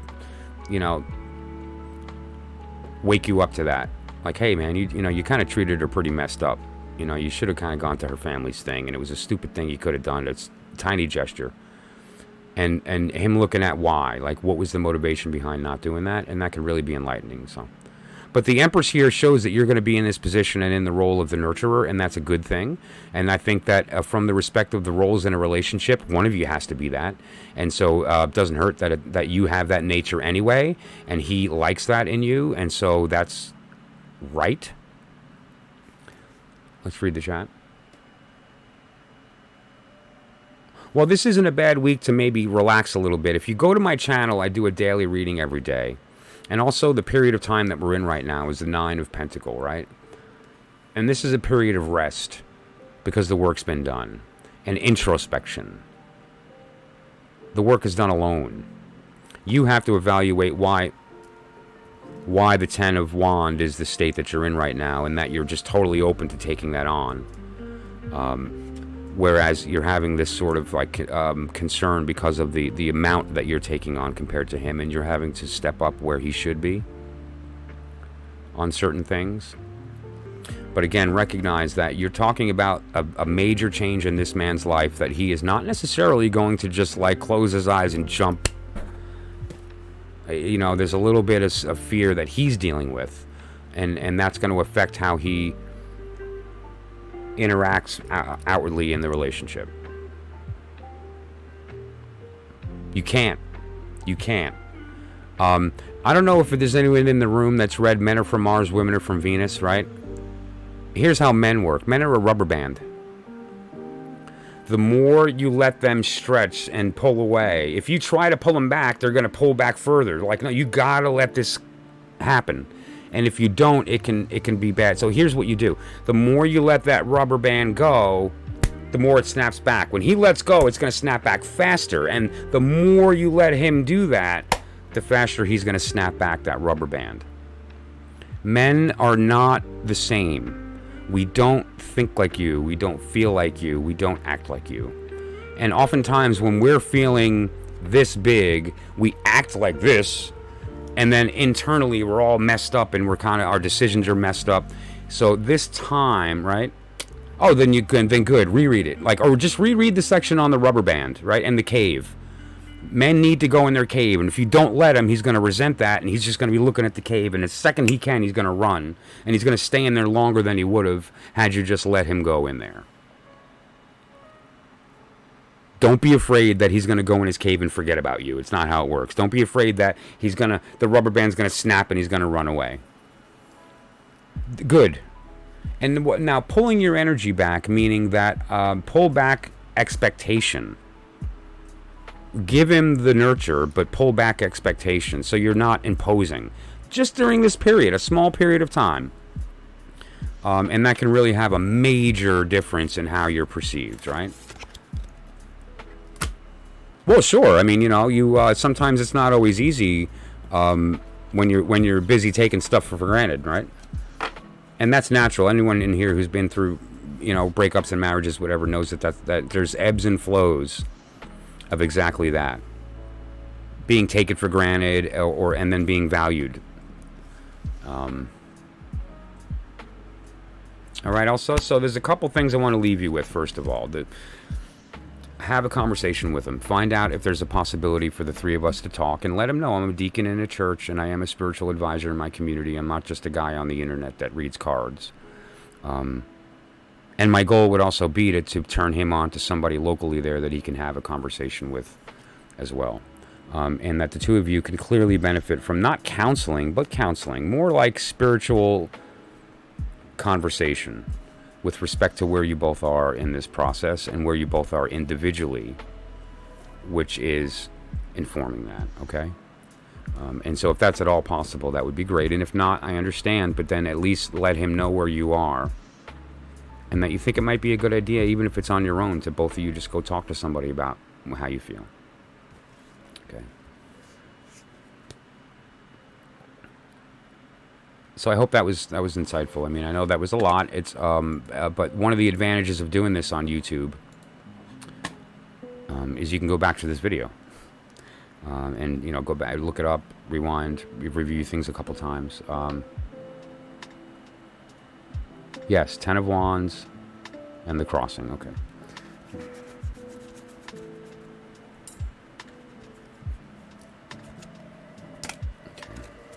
So the ones that came out, this is the 1 position and this is the 2 position. Okay, so for those in the room, we're talking about the 1 and the 2 position.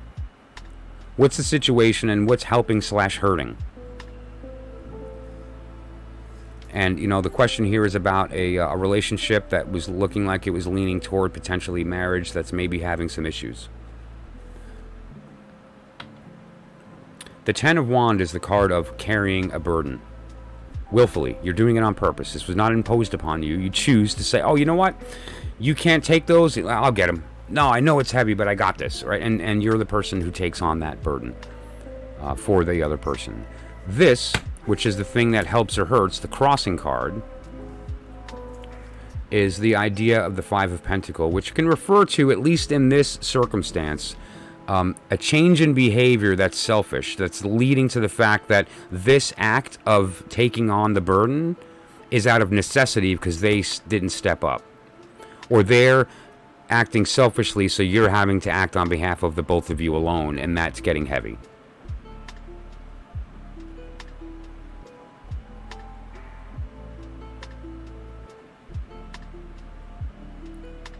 Pentacle, Five of Pentacles.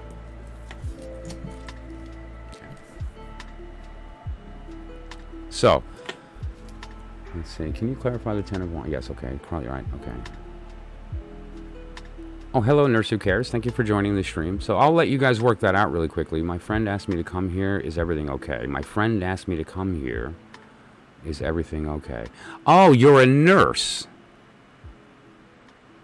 Yeah, no, I was just, we were speaking about basically Elsa and is having a relationship circumstance here, and I thought that she and her boyfriend may benefit from spiritual counseling locally.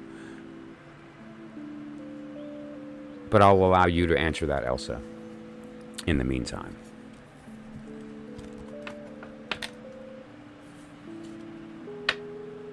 Actually, as well, I need about 5 minutes, okay? So I'll be back in about 5 minutes, and this may not be a bad opportunity. Obviously, the stream will stay open.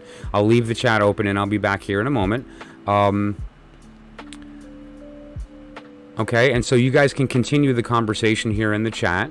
Let's see, it's 5:10 Eastern Time.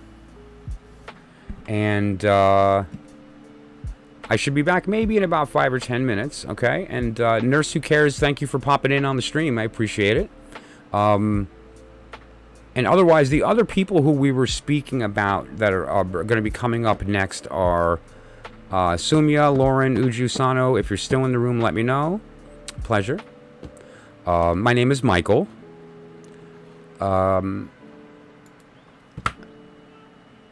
And so, yes, you guys continue that if you'd like. And what I will do is be back in 5 minutes.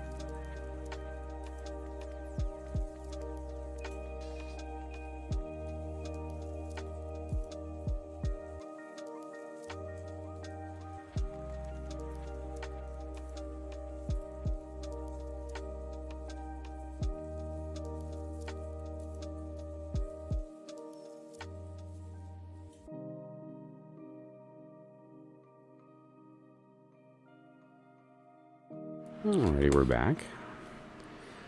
Okay.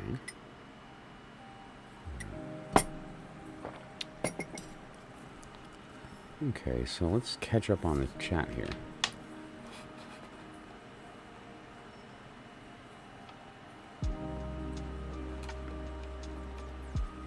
Actually, yeah, that's funny. Okay, this is to Nurse Who Cares. Yes, my name is Michael Joseph, and it was chosen for biblical reasons. My family is Italian Roman Catholic, and so I was chosen, the name was chosen from the Archangel Michael, and my middle name is from, interesting that you're talking about Giuseppe. My middle name is Giuseppe, Joseph, Michael Joseph. But that said, so cool. Let's see here also. Oh, so it seems like Giuseppe has a familiarity with Elsa, perhaps. And there seems to be a level of understanding there. That's good. Okay. Sharper. Let's see. Anyone in the family literally married? Yeah, you're next. Okay, we'll get to there. We'll talk about that in a moment when we get to you. Let's see. Well, he seems to be committed. Yeah. Right.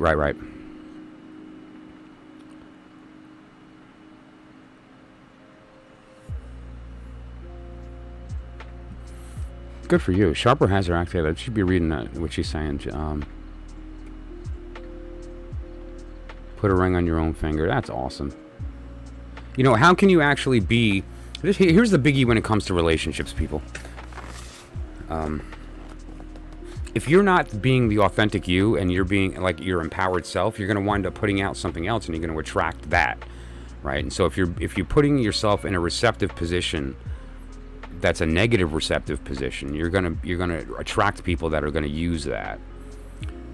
But if you're empowered to the point where you are satisfied in yourself before putting out that you're receptive, the things that you attract are going to be something that fit that well and that are going to be attracted to your power rather than what you do for them. And then it becomes a much better connection, right?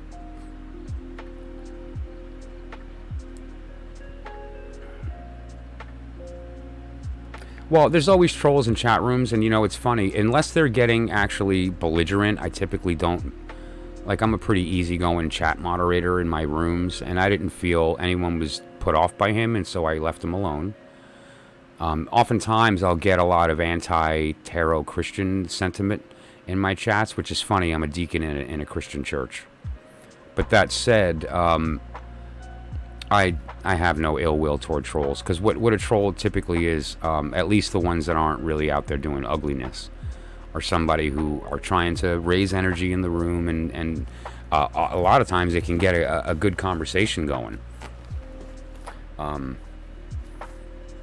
And sometimes it's because they're coming from a place of justice in their mind, right? Like they see something they feel is wrong, and they want to participate in that, in the rightness. And their method may not be, you know, necessarily conducive in all times, but nonetheless. And he's welcome here again. Yeah. So that said, then, you know, I hope that was insightful, and obviously, you know how to get a hold of me, and keep in touch. Let me know what's going on there, okay? Yeah. Yeah, Joey hands him the pants. That's how we'd say it where I come from in Brooklyn. Joey hands in the pants. But so, the list has changed, I imagine. I'm not sure who's left in the room that was here originally.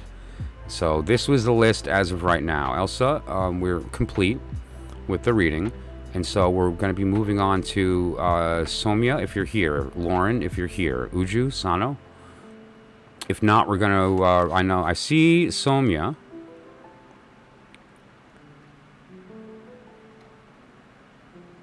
So you're next. Let me get this set up.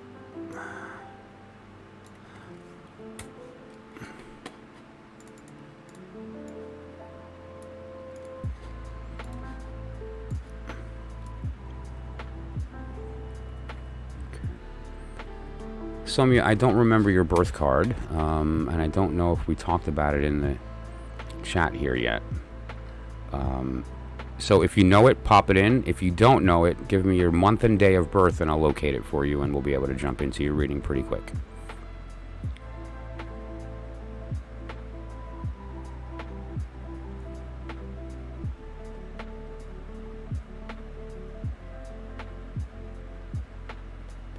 Right, okay, good question.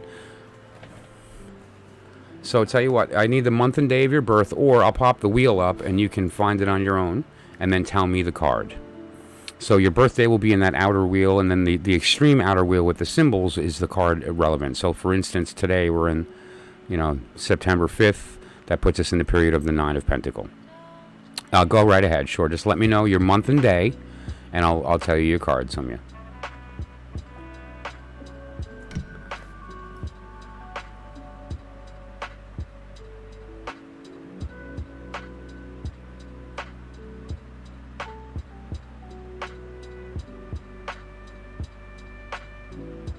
July 11.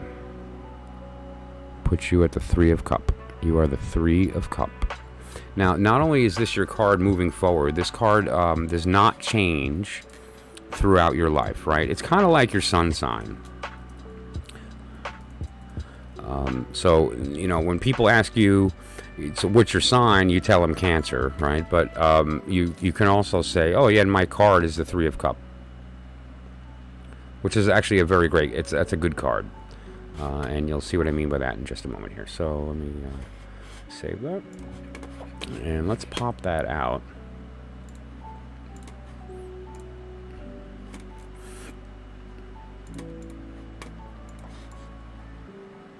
Okay. So this is the 3 of Cup. Let's get that.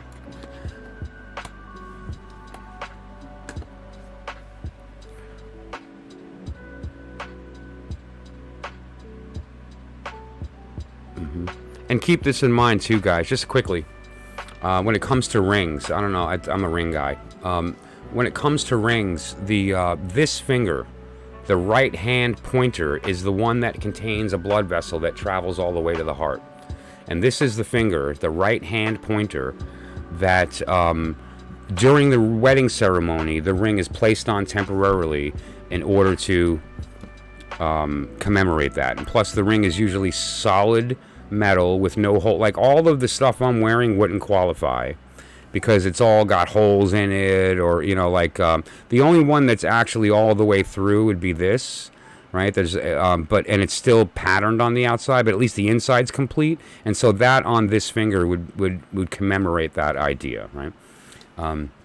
So by that, your right pointer finger has a blood vessel that travels all the way to your heart, and that's used symbolically in various marriage ceremonials.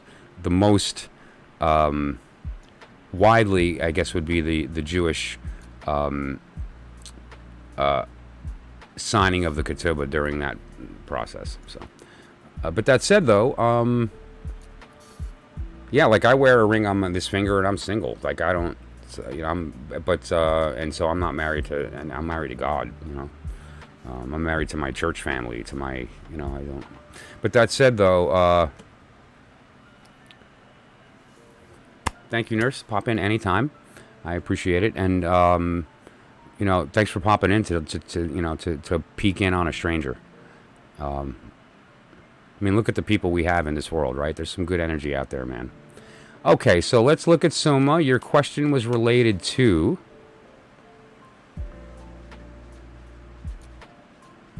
Nityam, another relationship, will he love me? Okay. I'm going to use a different deck for that. I have a good deck that I'm going to use, which is related to astrology,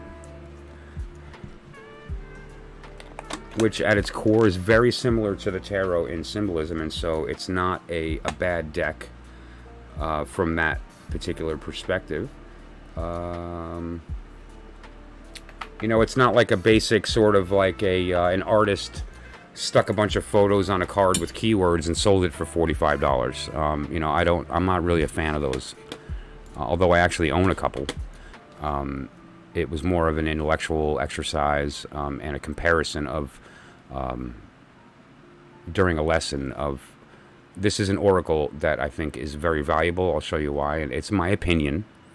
What matters is your fluency with the language. That's what matters. But I don't know. I don't do well with those decks. But this particular oracle is based on astrology, right? And so you'll see on the cards here a planet and a sign, right? This is Venus in Aquarius, and the term that they use is related to the astrological correspondence.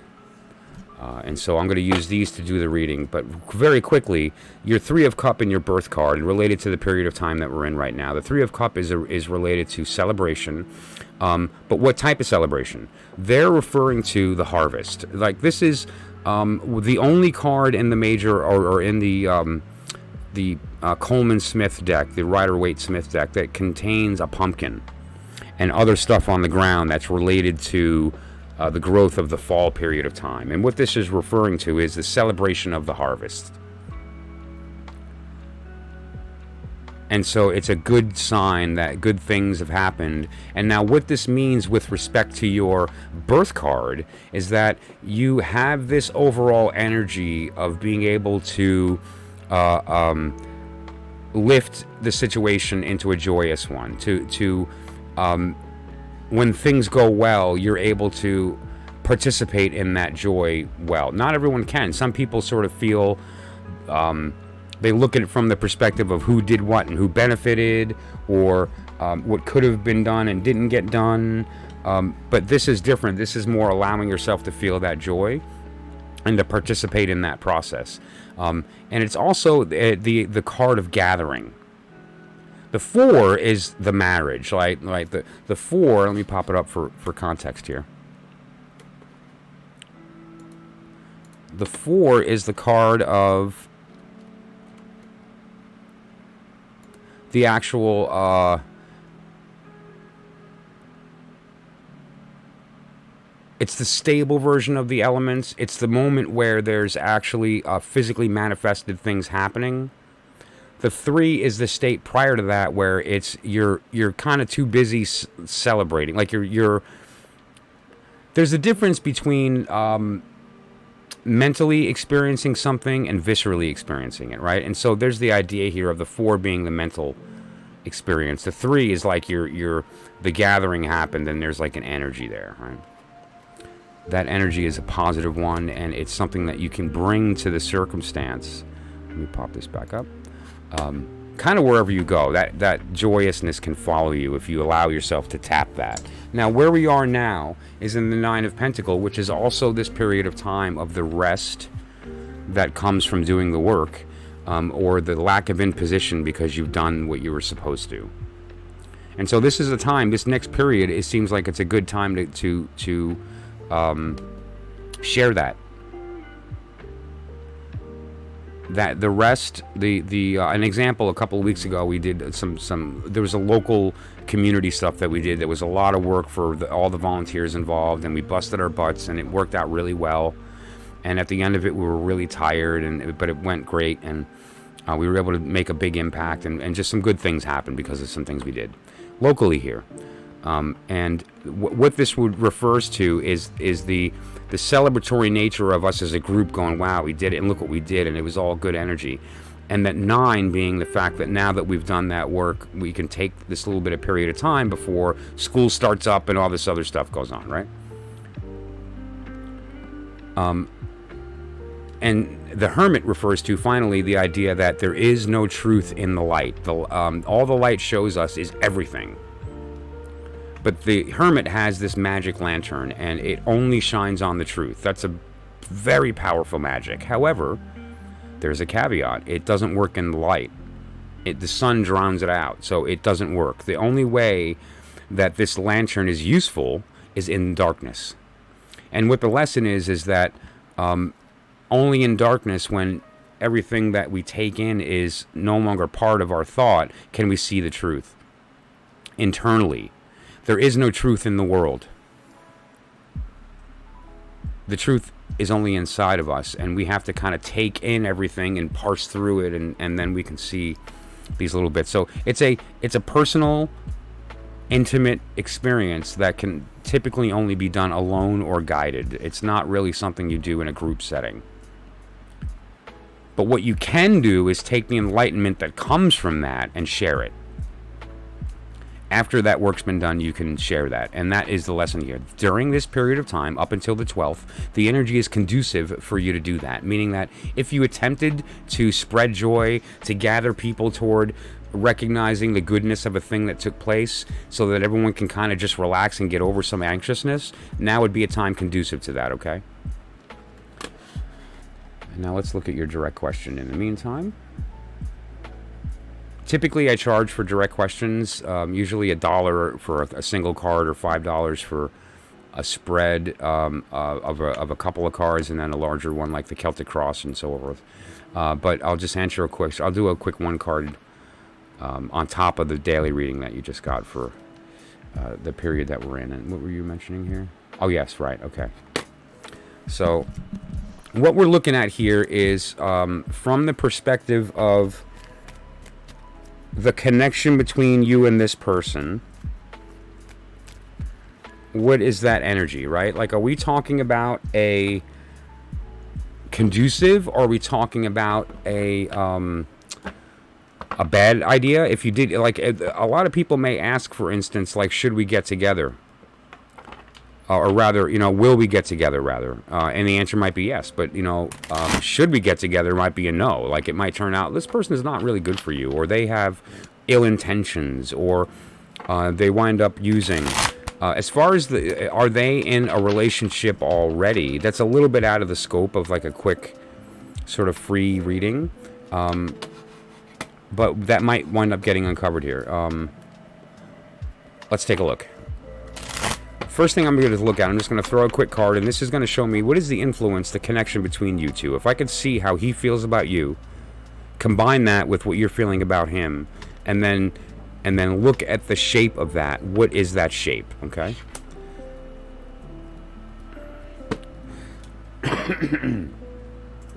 The card that we have here is the Moon in Capricorn. The term that they're using, Miss King, thanks for stopping in on the stream. The term that they're using is practicality for the Moon in Capricorn. And, you know, we know Capricorn does sort of have that practical nature. They're very productive. They don't like it when things go the long way or require too many steps.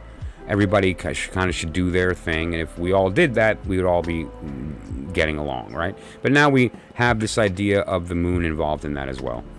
And what this refers to is the idea of the sensation of the two of you kind of put together, and what that looks like seems to be pretty status quo. There doesn't seem to be any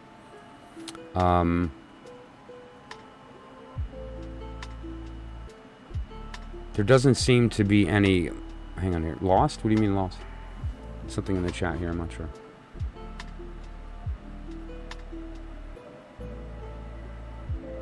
Oh, I see. Okay, sorry, that's a different conversation. Yeah, sorry. I'm going to leave the chat alone for a minute then. Now, Capricorn, though, however, is also, there's part of that practicality is the idea of doing what needs to be done and not complaining about it, right? It's sort of like getting up and going to work, because that's what it takes. But it's that same kind of idea. This particular deck right now that I'm using is called the Oracle of the Radiant Sun.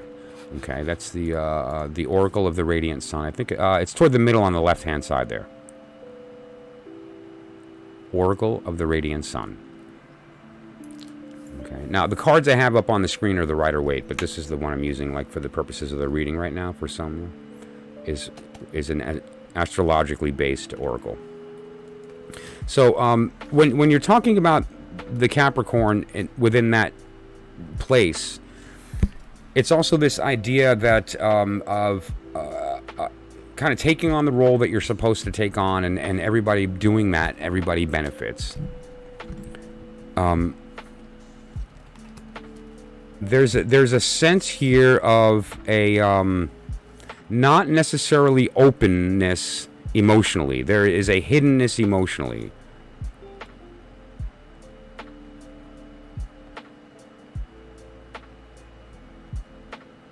Yeah, I'm wondering if that hidden connection could potentially be what you're talking about. Because one of your questions was, is are they with somebody else? You know, there's physically with somebody else, and there's mentally and emotionally with somebody else, and so you have to kind of decide, like, which one is that. The loss that they're feeling, and this is them, is affecting how they approach situations, and so this is a little more clear here. They are looking at you or anybody else in relationships. This isn't specifically to you, but in relationships, based on this loss. They're kind of going. The reason they approach the relationship practically, as opposed to emotionally, is that they're kind of cynical about the fact that they've been cheated on, or that that something has taken place, and they feel like they have to kind of be careful. So they approach everything with this level of mentally first. They don't let people into the heart very quickly, and so that can very oftentimes come off leading like they're not interested. They're just kind of going along. They may be friendly, they may banter, they may even communicate back and forth certain feelings, but to really break through, they're hard to read sometimes because of that fear.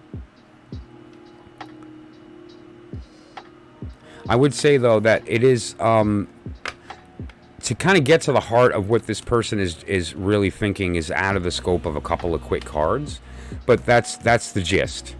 The gist is that there's some kind of experience that they've been through that has led them to be in a cautious position externally when talking about love, and they don't always show it outwardly so quickly, and so they may be a little bit hard to read there. But I would say that if you'd like to jump in on later on, I'll be streaming probably in about 6 or so hours, and you can jump in there as well, and we can maybe expand on that a little bit. But I try to keep the readings moving. The Celtic Cross was a paid reading, and so I kind of take that all the way through to its end. And there are certainly open-ended things I'm leaving here related to your question, but they're kind of a little out of the scope of like a quick little. But what I will say this is that there's work that needs to be done on his end that's going to put him in a level of trust so that he's even open to you. Because I'm not, and whether or not he's in a relationship right now, the person that he is with, if he's with anyone, he's not being very open with, and it's not a very loving, nurturing situation.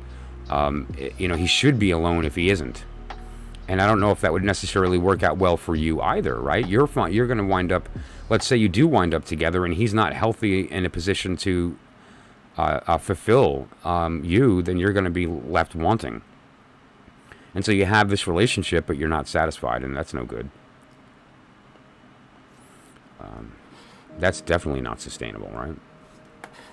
So that said, let's see here.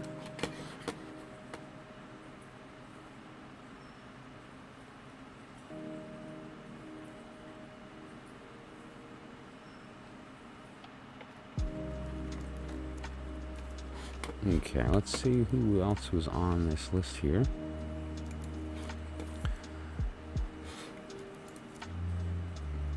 Lauren, if you're in the room, Uju, Sano, will let me know.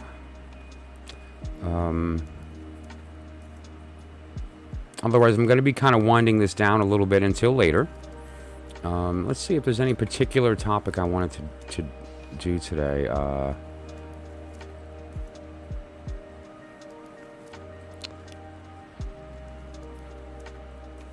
Maybe we can discuss reading tarot without cards later. Making friends with the Deacons is a very similar subject. Okay, so Sano is here. All right. Yeah. Okay, so let's take a look here. Sano was on the list, and I'll add Sharper. Oh, Lauren. Okay, so Lauren is next. Uju, if you're in the room, let me know. If not, then Sano's going to jump up, and Lauren, you're next. I'm a Sagittarius, too, so can we just take a moment to grieve for the rest of the people in the room who aren't Sagittarius and have to just succumb to that fact every day that they wake up and realize that they're pretty cool, but just a half a step not as cool as you and I, because at the end of the day, Sagittarius really is sort of like that. We're the glue. We're the rhythm of the poem. You may have the words, but it's the Sagittarian that puts them in order that makes them beautiful. So, all kidding aside, I'm also a Sagittarius, and so we're gonna have some fun. Okay.